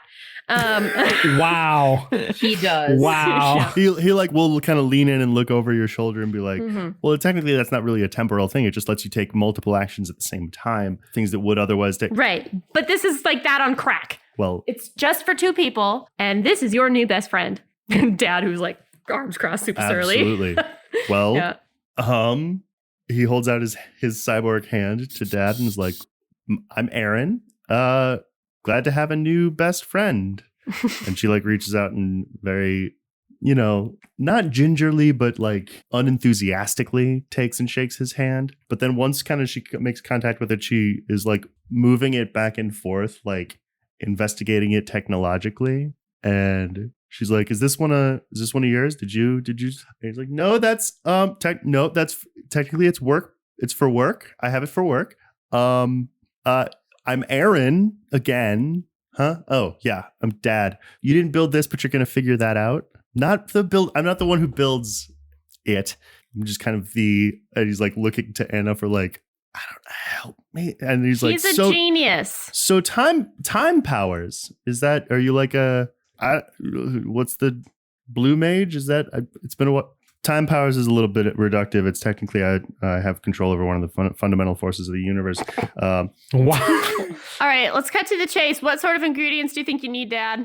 What kind of ingredients do I need? Yeah, I think Anna's like, come on, chop, chop. Okay, what sort of materials do you need, Aaron? What sort of materials do you need, Dad? Magically, mechanically, let's put them in this little pocket, get you started. You can work on a bunch of prototypes. Right. Well, let me kind of get you up to speed with where we're at and what we're thinking. We have some things that are sort of on low-hanging fruit and then some interesting avenues. And he like sort of wheels over a whiteboard that he has like denoted into a couple of different columns. Low-hanging fruit, parentheses, easy. And then interesting avenues, parentheses, speculative, question mark, and then bonkers, S *** T, parentheses, difficult. Great. And he like wheels that in and he's like sort of going through some of the stuff. And yeah, I don't know. Why don't, would you read a bad situation to figure out what you can about what's going on here? 10. So basically, functionally, to do what you want to do and turn these disintegration guns into doorway guns, I don't know how to tell you how you know this, but they have what they need to do just that thing. I think specifically, if you could get them, 1, a sprig of the witchwood and or some other magical things from Ruby, or 2, the soul taken from the soul silo or something very like it, they will be able to, at the end of this, come up with something else. So if you want them to do what you had kind of been planning to do, they're set. But if you can convince someone else to give them one of those 2 pieces of technology or magic, they'll get another unforeseen tool or benefit. Okay. Can I try to contact Ruby? Sure. Because it pleases me, I'm going to just decide that you have something akin to her phone number. I think we do, because Kira had struck that kind of deal with her to have some of the witchwood and know where its location was. So I would imagine that Dawnbreak is in contact with her. Okay, perfect. Why don't you roll manipulate someone? 11. Well, how surprising to hear from you. Yes, I know. Probably the last person you expected to call. Would you like to learn the very beginnings of another language? No. I don't know what that means. Wonderful, because I'm far too impatient to teach someone like you. Perfect. I actually was hoping to get your help with something, just because, it's like the end of the world and all. Isn't it always? No, but this time, like, for real. Like, I had this vision of the Star King kind of ending everything. If there goes down, here will probably go down, everybody else will go down. Yes, stiletto heels on the edge of a knife. Get to the point, girl. I need a little bit of a magical boost, hoping we could get a sprig of the witchwood to help with fighting against that. Well, now that is quite an ask indeed. Well, the whole point of you getting some of it to take back with you was for us to work together more, right? Come on, Ruby. Team player. Work with us and you'll actually have a witchwood to continue growing. If you don't, it's all going to end anyway. Well, child, as I said, worlds end all the time. Who's to say the one that comes after this one won't be even better than the last? Well, maybe this is just what happens, and then I and my pets can enjoy the future promised to us. The future promised to you? Oh, you know, child, we'll live our best life, whatever you Zoomers are talking about these days. I don't think you understand. The world is going to end. There will be no other life. There will be no afterlife. Everything will be destroyed. Well, one way or another, I'm going to be living my best life. So what about this? You live your best life. That's great. I help you with this, and you and I strike a bit of an arrangement where you can be my, say, on-call pet sitter. Your on-call pet sitter. What? The boy is a bit affectionate, but I promise he's very well behaved. How often would this arrangement need to happen? How often do you expect you need a babysitter? Not often at all, but for dreadful amounts of time at a time. I'm sure we can come to some sort of arrangement. Wondrous. The witchwood, please. As it happens, I did a reading that foretold this conversation and this deal. Whatever passes for a mailbox there should have been delivered some time ago. I think Anna, like, over the phone, just like, mailbox. Like, snapping at, like, Aaron or whoever to go check the mailbox. Aaron will turn to someone else and snap as well and go, mailbox. And yeah, like, long rectangular box will be delivered to you, about the size of, like, your forearm. Wonderful. Well, great. Can't say my availability is great at the moment in terms of pet sitting, but, as soon as this whole business with the Star King is finished, we can talk. Yes. The cards will determine when we are both available. All right. Well, you take care of your puppo. What was its name? Wasn't it like Puppo? One of them was Puppo. Yeah. Yes. And one of them was the boy. I was literally about to say you take care of your boys, and then I was going to say take care of Puppo, and then, but it's basically both of them. I would prefer if you said take care of your boys, then she could respond. Well, there's just the one boy, and the other's a Puppo. You'll understand when you start taking care of them, and if at all possible, could you return the sprig to me? Or at the very least, don't destroy it. I will try my best. You know there's nothing I like to hear less than I will try my best. Really? Do as you intend, girl. If I was going to say try my worst, I feel like that'd be a little bit better, but I will do as I intend. That would at least be an intention. Magic is built all around intentions, girl. Don't you know this? Yeah, that's what Who did you apprentice under? That's what my boss keeps trying to tell me, my ungrateful fucking... Yep. Mentors are always ungrateful for disappointing apprentices. And this conversation is beginning to get disappointing. I'll talk to you later, Ruby. Bye. Okay. All right. Well, we have the witchwood. One detail that I think I just want to include because I think it's funny, and it might not occur to Anna in the moment, but like based on the postmark of this package, it was mailed the day Ruby secured the witchwood on the like lesser witchwood. They're like, what the fuck is the sprig? I don't know. Just keep it in evidence. Yep. We don't open it in case it's something dangerous. All right. Well, then Anna, yeah, she'll get the Witchwood and have her book ready, and she'll be like, "Well, if you guys have everything you need, I guess we can get to casting." Okay, so magical components for a spell. I don't know. I know batteries. What's the move? So components wise, all this spell really requires is a ton of energy. And I think like this is one of those spells that's actually been amended a time or two, like to the point where like initially when it was written, the energy in question was exclusively magical because where else would energy have come from? But upon the advent of electricity and the Industrial Revolution, they figured out that they could use things like gas and hydroelectric power. The other good news, I think, that and basically something that can be used as an alarm clock is the way that it's kind of phrased. That functionally what you have to do is set something to go off after a given long amount of time and then use the energy to encapsulate it in the space. And then after days, weeks, whatever, that thing goes off, ending the effect with whatever the proportion of time dilation is in play, having passed by outside.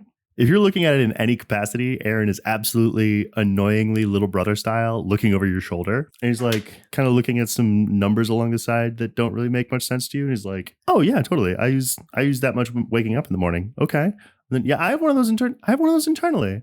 Check this out. Beep, beep, beep, beep, beep, beep. I set it for like 3 seconds.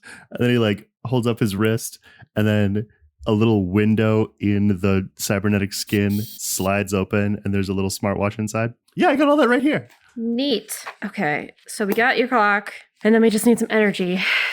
And I think as the way he was acting with that, I think Dad's going to kind of look to you exasperated and just be like, is he going to be like that the whole time? He is very excited and exuberant about his work, and is one of the smartest people. Actually, no, he is the smartest person I know. So you'll be in good hands. And you've been alive for how long? Never mind, it's not important. I'm really sick and tired of people telling me that I'm dumb, okay? I'm not. It's fine. Job to do. Get in. Why don't you get in the fucking circle? Why don't you roll use magic? I think like Anna's getting ready to do it, and she's like shaking out her hands. She's kind of got jitters. And I think she's actually gonna, is that portal still open? Back to the Clockwork Child? You told him to keep it open. I think Anna like fucking sighs, and then I think she like sticks her head through the portal. Lincoln? As you stick your head in, Kid is like right below you. Whoa. Kind of standing guard in front of the portal. He's still grumpy. Yeah, that makes 2 of us. Lincoln, if you have a minute, I could really use my boss. Do you want me to get him? Yes, please. Okay. As though bending over a table, Lincoln Ramsey is suddenly right behind Kid and kind of looks up surprised and looks at you. Huh? I'm about to do the spell. I need some energy to do it. I could use your help. The thought bubble thing. Yeah. I don't know what. I just want you there. You don't need my help. Hey. Are you sure I'm capable enough? You know what I am? What? It wasn't a question. Yeah, I know you are. I've been that a long time. I haven't been this that long in the scheme of things. Teacher is newer still. Now I know. Explanation, not an excuse. But listen, there's skills and then there's skills, okay? There's specializations, and then there's talent in the abstract. Given enough time, given 150 years, I could teach a one-armed rat to carve those things. But you can't teach curiosity. You found that spell. You found all those spells. They're not just in the book, kid. You find them. You know what I mean? You find each other. Yeah. Tell you what, they can do the polish work. Let's get in there. Okay. And he'll walk up to Kid and like put a hand on top of his head and physically make him move to the side and walk in. And then as you're on the other side in the place, in the bunker, he'll be like, but let's be clear. I will be standing here watching you do magic. Okay? Yeah. Yeah. That's all I want. All right. Blow my mind, mage. I think very quietly under her breath, she'll say, "Okay, Glide." He'll like look around, like performatively making sure nobody heard you. Trying to keep up appearances, kid. Yep. Okay. I mean, would it be helpful if I did the other thing? What other thing? He like throws out his hands and suddenly he's Ramsey. I don't know which one you think is cooler. Honestly, they kind of just are the same to me. Ouch! She seems performatively hurt. Although you do seem to be nicer when you're Ramsey. I thought I was your favorite. Anna's gonna give Ramsey a hug. She'll give you one back. Okay, do some fucking magic. All right, was there anything else I needed to do, or I can just use magic? You can just roll use magic. And as you are hugging Ramsey, I will say that you could see through the portal, Kid is doing like a version of the potty dance. Oh my god. Like, come on, do it. So I rolled an 11, and then I get a +1 because I'm using my spell book, so that's a 12 advanced move. All right. Do you want to describe how this looks? I kind of imagine whatever the thought bubble itself looks like. Like I almost imagine it like kind of like comes out of Anna's like head, like as if it is like a speech bubble, and then like kind of grows and expands like a very large bubble. Bubble, like a blown bubble. Yep. Exactly. Kind of flies through the air towards the center of the room for where I would imagine Aaron and Dad. There's a couple of workshop tables set up for Aaron and Dad. Yep. So I kind of place it over on top of it. And I kind of imagine it is like with Theo has done those like spells to like like the privacy bubbles. I think it's like slightly opaque, like it's got like a little bit of maybe a color to it, but it's a little see-through. Yeah, the sort of texture of it is the best thing I can think of is John, that thing that you have that goes in between your two monitors. Yeah. I like how you're like see-through. The best thing I can think of is John. John. I'm like, what are you trying to say? John's pale? So no, I imagine it like that kind of privacy glass on conference rooms. Yeah. Yeah, that it's like it's this bubble and there's everything just seems sort of smeared around where there's all these kinds of colors and maybe vague motion, but well, yeah, and I was gonna say like I feel like anything inside would look as if it is like on super speed, way much faster than we are. Yeah. And then conversely, on the inside, everything looks like it is moving at a snail's pace, or like it is not moving. Yes, like literally time stopped. Yeah. Yep. I think the one other bit of flourish that I want to give is as this bubble is dropping over Aaron and Dad, you can hear Dad go, "Okay, Cyberpunk, we're getting one thing straight. I am in charge here. I've been doing this a lot longer than you have. And just because, whoomp, and then it lands on them and you can't hear her anymore." So how long is it supposed to go for? On our side, little over a half hour. Okay, cool. Am I supposed to like sit here and maintain the spell? How does it work? Anything I can help with? Ramsey's going to look at the bubble and look at you. It's your spell. So is the Nessos, we're finishing up the clones. The clones. I guess I'll just sit here and wait unless there's something I can help with in the shop, but and Ramsey's like beginning to say things, then stopping, like kind of awkwardly, and then it's just like, I don't have any idea how to talk to them. Could you please help me? Yeah, I can talk to people. I've been told I am both good and bad at it, so I'm somewhere in between probably. They're just like standoffish, but also really expectant and like entitled to stuff. Oh, I can deal with entitled and standoffish. Oh, that's supposed to be my thing. The two of you walk through the gateway back to the Clockwork Child. Okay. And then I think we have enough time to take a few steps into the Sea Kingdom. Through this, like, I think whereas Mark makes like a very self-contained, fluffy cloud gate to walk through, this is like soupy fog that just kind of rolls in, and then you guys are there. And then, yeah, it is as you remember it. There's like, cracked seashells on the ground and otherwise dead, sort of the ashes of kelp and such, and then utter darkness in most direction. And then the stack of you, let me count the ways, the 10 of you are there Jesse's fully giant pistol out, eyes scanning all horizons. Yeah, you keep an eye out, Jesse. I have a feeling as soon as we start to make some moves here, it's going to attract a lot of attention. I think Kira is like holding Tommy's hand, kind of looking out at the Sea Kingdom. I guess the first place we head to is your father's burial site, sort of, Fugumon. We need to grab that will. I guess this is the first time that it's been contextually applicable, but to read the will as a will and testament had not occurred to me. And I'm pleased with it. Are we close to where that is? Would Thugumon have made the portal go somewhere close to there?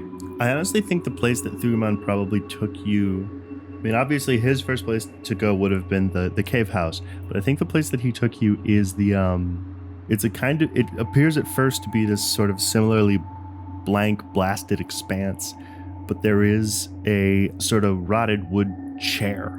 And then like scattered at the feet of the chair is all of this, you know, what at first just seems to be like slightly less rotted splinters, but then you can sort of kind of pick out that it's like the curved exterior of a guitar.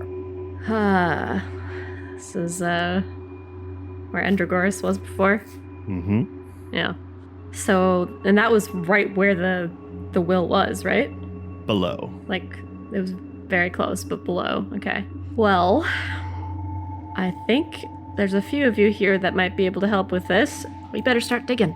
I'm thinking she's looking at Vanya, who's got the 4 elements, right, that she can control. She probably has some sort of earth powers to help with the elements. I'm guessing Thugumon might have some sort of sea powers to make maybe the sand easier to maneuver. I don't know. It'd be tough here right now, but he does have big giant hands. Yeah, help me dig. So I do think so here's the people that are going to be doing the things. Technically, Vanya isn't really an elementalist, she's an elementomancer. But what she will set about doing, she and Thugumon, he will be making some bits of water where he can. She's going to form little golems out of clay, which she will be able to control. Sure. So they will help. Tommy in werewolf form will be able to do a good amount of digging. Yeah. Thugumon being big will be able to do a good amount of digging. And if they encounter any too compacted stone, Yuna will be able to bust it the fuck up with her baseball bat. Yep. So I'm just going to go ahead and have you roll an act under pressure. 14 advanced move. Okay. So I think sort of on fast forward, the doing of this is more or less uneventful so far. There are some moments where you can hear the sort of distant screeching and scratching of the dead fish tribe things. But whenever they sort of seemed to veer too close, someone, either Jesse or the princeling, would go off to drive them away or distract them in some different direction. So you're able to get a truly impressive distance down. It does take you, a long time. Kind of the matter of a couple of hours. Is there anything I can do to that Kira magic she might know that could help speed it up? I don't know. What magic do you know that might speed it up? Could I roll my dark past? Okay. 12. What magic do I know that could help here? You know what? I think way back in the cult days, Divinity's Shadow employed a number of werewolves as soldiers of fortune and used their blood magic to bolster them and functionally cover their claws and bodies in life force armor. So you can basically give Tommy, if you use magic, some werewolf gauntlets. Oh, fuck yeah. Hey, Tommy. Yeah. Would you like an even more of a power-up? God, yes. Oh, God.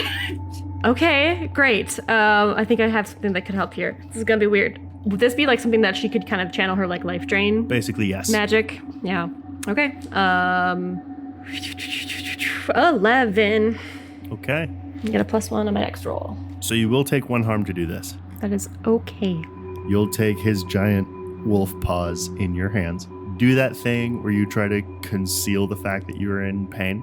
Mm-hmm. As all this energy sort of goes from you into him. And he like almost pulls away. Like, no, don't do that. Yeah. I think that she kind of just like holds his hand. Oh, yes. Hand down Just harder. like, No. nope. It's fine. And then, yeah, knitting themselves into existence around his enormous, like the back of his hand and over each of his claws are these things that basically extend them probably like twice again as long as his claws are otherwise. Mm-hmm. And like, yeah, he flexes his fists and claws and they obey as though they're extensions of himself, even though there's this kind of glimmery ruby metal. And she'll let go of his hand. Okay. Get to work. Dig, dig, dig, dig. Is like a dog digging a hole. Just going real fast and like going like doing that thing when they dig a hole real fast and then the front part just like falls into the hole gradually. Try to help even it out so it's not just a straight hole. And then yeah, every once in a while they'll whistle for Yuna, who will just go what, and just shatter these huge rocks into even more dirt and dust. Would you roll a naked d6 for me, please? 6. Okay. They've been building this pit that's just been going down and down and down and down. And like, because they're not pit miners, they're not doing it that way. They're not concerned with getting out again. They'll figure it out. So they're just like, they've created kind I of got wings. Yeah, they basically have like a 15 foot by 15 foot square vertical pit. Goes down pretty alarmingly far to the point where I think at a certain point you lose sight of all of them. Mm-hmm. You hear a victorious growl, a confirmative whoop, and then you see rocketing up out of the pit comes Lowry. Mm-hmm. I've been resisting this whole time, but I don't think I'm gonna resist. It's the fucking Coeur d'Alene from Titanic. It pleases me. I'm sorry. The heart of the ocean. So he comes up and gripped in his hand is this like fine but sturdy chain dangling from which is this chunkily carved sapphire heart, like the size of a toddler's fist. Lowry, covered in dirt, hands it off to you and is like, is this what we're looking for? If this isn't it, I don't know what else is. I think we got what we need. It's definitely the prettiest thing down there. I mean, no offense. Well, shit, now what? And then you can hear like some tung, tung, tung, as everything that can't fly is climbing out. Yeah, I can probably, I think Kira might actually hop down and kind of just help for expediency, help some of them out. Maybe not the princeling because he's very, very heavy. He's real big. But the others, is it just Tommy and Yuna? I think the princeling's gonna come out on Thugamon's shoulders. Oh, yeah. It would just be Tommy and Yuna then. Yeah. She'll help fly them out. Okay. Then Yuna, balancing her baseball bat over her shoulders, like, oh yeah, what is next? Well, it's kind of a twofold thing. Need me to break it? No, I think we want to put it in your mind, right? Looking at Thugma. That's how the will part of it works. It needs to be put into like his mind, or how does the will get installed into somebody? Is it the same way as like using the mind knife, or is it a different process altogether? So the first thing that you will have to do is awaken it, which will take an enormous amount of power, which you were hoping to use to redirect Ember's sort of transformative abilities and see if you could reformat them. Would rebuilding the kingdom reawaken it? I would basically consider you would have to do the same. You'd have to do both at once. Yeah. That, like, you have this jewel that is currently, if not dead, at least deathly dormant. Because there's no kingdom that's really it's connected to. Right. So you will have to. So is this a different process than what happened to Mark? Yep. Because that one was alive. That will fragment having been recently separated via some means. Okay. Well, then I guess the next step is, building a kingdom. No big deal. Totally fine. We can do that. I can do that. I think I can do that. Like the princeling pound the floor and be like, I'll stack bricks as high as the castle you've ever seen. I don't think that might help. But I think it's a little bigger than that. I'll stack a bigger castle. Is there like a good vantage point somewhere, Johnny, that Kira could get to? Like a big rock or like a mesa even? I mean, I'd allow that. Basically, the vibe I'm always trying to impart here is you can only see so far anyway. Because of the fog, yeah. Basically. So, like, you can it wouldn't be too hard to, like, kind of climb up as far as you can until it starts going down. Well, in that case, Thugamon, is there any way you could clear the skies for a little bit? What are you thinking? I need to see the kingdom as much as I can see. I think he will reach out a hand to you for you to take his hand. Mm-hmm. And then another to Gale. And then basically the three of you will form a like little tiny circle. And you remember the first time you went to the sky with Mark and he like showed you what it actually looked like? Yeah. This is that. The skies aren't clear, but he will show you what they see. Great. That'll help. The second thing that will happen though, so you will then see like all of this landscape. And like, yes, mesas and large hills, not really any mountains. Everything's been kind of either smoothed off or cut off like a mesa. You will be overwhelmed with loss. You see it how they see it. And what they see is everything that made this place beautiful, scraped away, burned and smashed. And this is what's left. It makes you very sad. Yeah. We're going to bring it back. Better.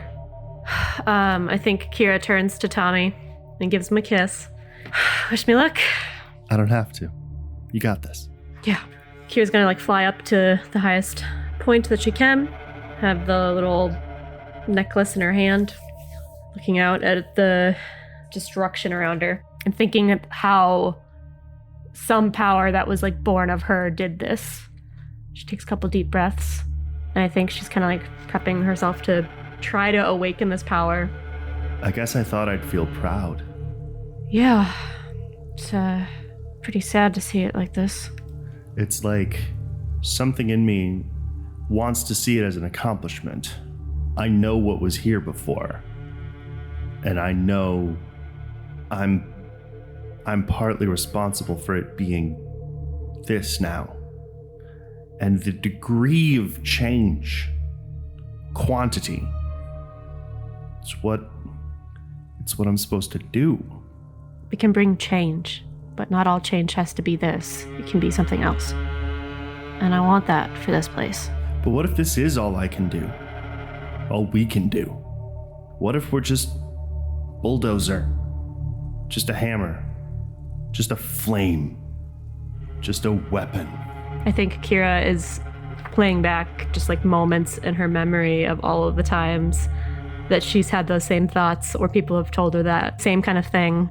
She hears McCleary saying, maybe after walking around in the shit with the rest of us, you'll realize you're not so much better. Maybe you'll just remember what a beast you are. She sees herself pummeling Cross. God damn it! She hears Donovan saying, my knife, my blade. She hears Theo saying, Who the fuck are you to say those things? You think you're so great. She hears the director saying, You'll doom us all. She hears Dad saying, I wanted scorched earth, so I went after the earth died, and I think I found the thing that killed it. She hears Oscar telling her, An entire world scorched to ash, and you alone to survive the aftermath. She takes a deep breath. I mean, it's all we've ever done. No, it's not. It's not. That's what we're told to believe, but we've done so much more than that. Think of all those people, and she like points down to there, who've been there for us, who we've been there for. She thinks of Tommy saying, But I know you. I know you can burn down a building without a second thought, but burning down the world and everybody that's in it, that's not you. she thinks of Casey saying, Remember what you told me. Although we might all be a little monstrous, that doesn't make us who we are. and Mark hugging Kira and Ember. Yeah, not to be weird or anything, but I sort of love you, Mark Clayton. Hey, I love you too. We're in this together. She thinks of Donovan saying, These days, I don't know if I believe anything, but I believe in you, Kira Ashwood. and she thinks of Theo. She's not my friend. She's my sister. She thinks of Mendy saying, Your powers can be a tool. Use them. she thinks of Anna saying, What's your story, Kira? and Ember saying, You turn something into something else. When you fix something, it can do something. I don't want to hold back anymore. Let's make something good. You look down into your hands that are holding this blue jewel on a chain. And then, as though from behind you, another set of hands and forearms come to rest over and under both of yours. These hands are on fire. And when they make contact with your hands from above and below, some part of your mind expects it to sear and char and burn your skin away. But it doesn't. It's like going back under the covers on a cold morning, like warming your hands by the fire. Then there aren't a pair of hands around your hands. It's just your hands, and they're on fire. And your arms, and they are on fire. And you take some piece of that fire and you sort of make the move to infuse it into this jewel roll use magic. Didn't Kira use magic recently too? I get a +1. Yes, you do. That's a 16 advanced move. Holy shit. Good job. Was that double sixes? Yeah. Good day. What I'm going to do instead of telling you what you see, Kira, is I'm going to tell you what everyone else sees. So you had flown up away from everyone, and you're up high, and for everyone other than Thugaman, Gale, and Princeling, you are out of sight. And they're all looking off kind of where you are, wondering when the mushroom cloud is going to go off. And they're all staring in that direction, they suddenly are like taken by surprise that now the ground they're standing on is illuminated. The direction they're facing is their own long shadows stretching out before them, and they turn around and there is a sunrise. And in the direction of that sunrise, the higher the sun goes, the further spreads this like flow of greenery.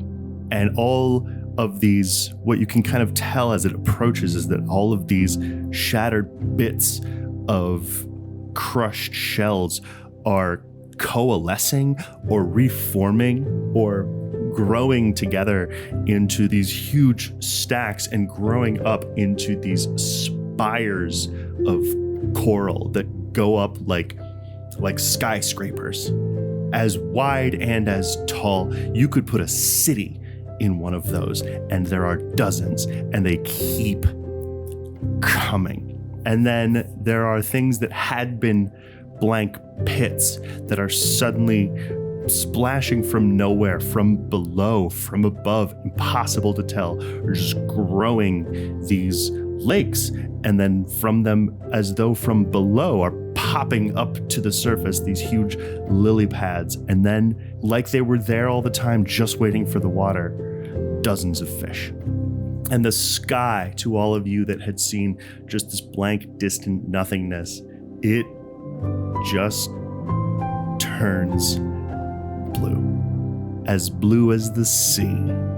Gale leans comfortably into Thugaman's middle, and the princeling also huddles under his father. And then back on that plateau, Kira, where you're standing, I don't know how to say what the opposite of a blast crater is, but it's like there is a central point here. And from that, honestly, I think as like the focus of like an oasis? Of a kind of whirlwind. I don't think oasis. I think it's like something crashed here, but instead of destruction going off in every direction, it's its opposite. There's like in curved lines coming off of the central point at which you're standing is these curving rows of deep red flowers. that go to the edge of this mesa and then just spill over as these floral vines. Is Kira like floating in the air, or what is? I think it pleases me. Because I think the other thing that I do think is the true detail is that Kira is aware of none of this. You are floating probably 5 feet off the ground without wings. Your wings aren't out. And you have clutched in your hands this jewel, and your eyes are slammed shut. And you are doing everything you can to sculpt this force of destruction into one of positive change. And all you can do is hope that it works. Yeah, I think she's just thinking like, you can do this, you can do this. And then roll out to the pressure. Oh boy.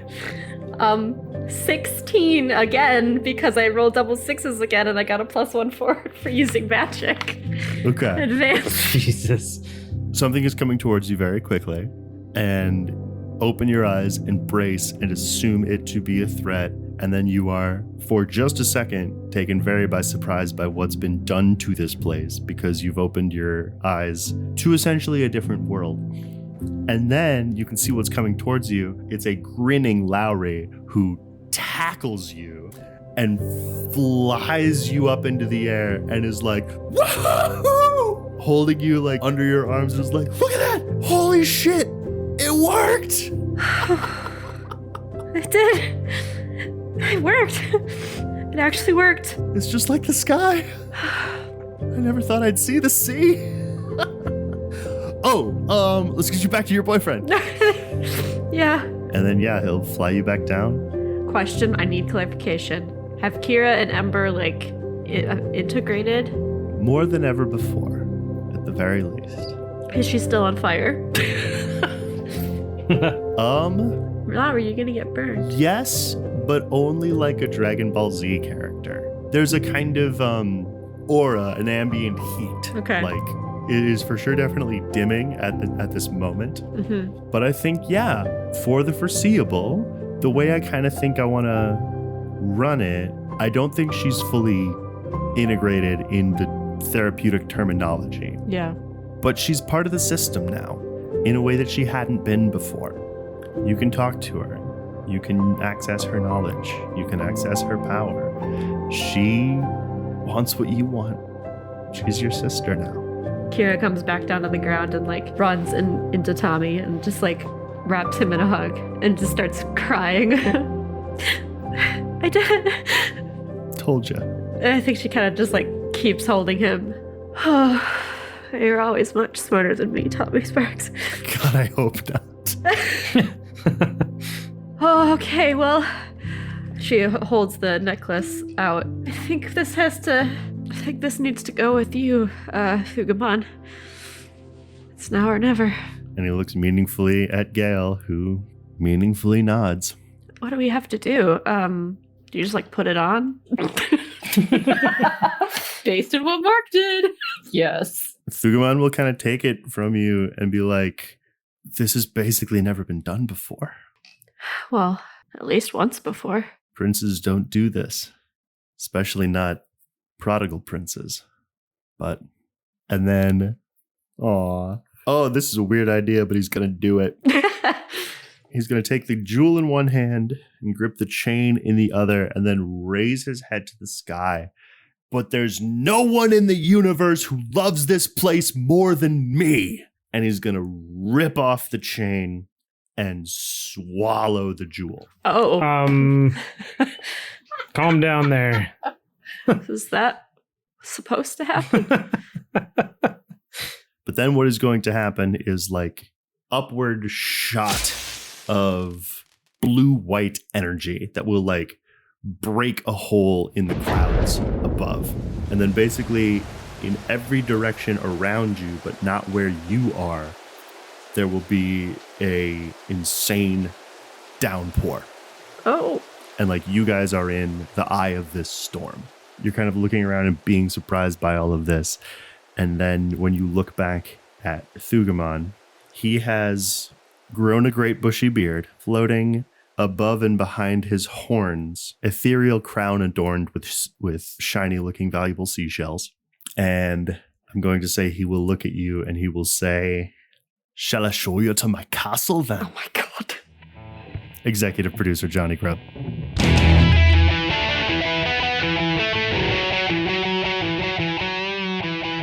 This has been The Monsters Playbook, featuring Detjen-Wander as Mark Clayton. Lauren Johnson as Anna and Kira Ashwood. Miah Detjen-Wander as Theo Nessos. and Jonny Grubb as literally everybody else. The Monsters Playbook is produced and engineered by Miah Detjen-Wander and edited by Miah Detjen-Wander and Lauren Johnson. Our theme song is by me, Jonny Grubb. If you liked this episode, please tell a friend. We love friends. And if you just can't get enough of the Monsters Playbook, join us on Patreon. We have bonus episodes, exclusive merch, and patron-only mini-series and side stories. Or join us on Discord, where we pretty much just hang out. We're also on social media, obviously, so you can get updates on Facebook, Instagram, Twitter, Tumblr, and Blue Sky. We'll see you next episode where, as always, I'll have some good news and some bad news. Thanks for listening.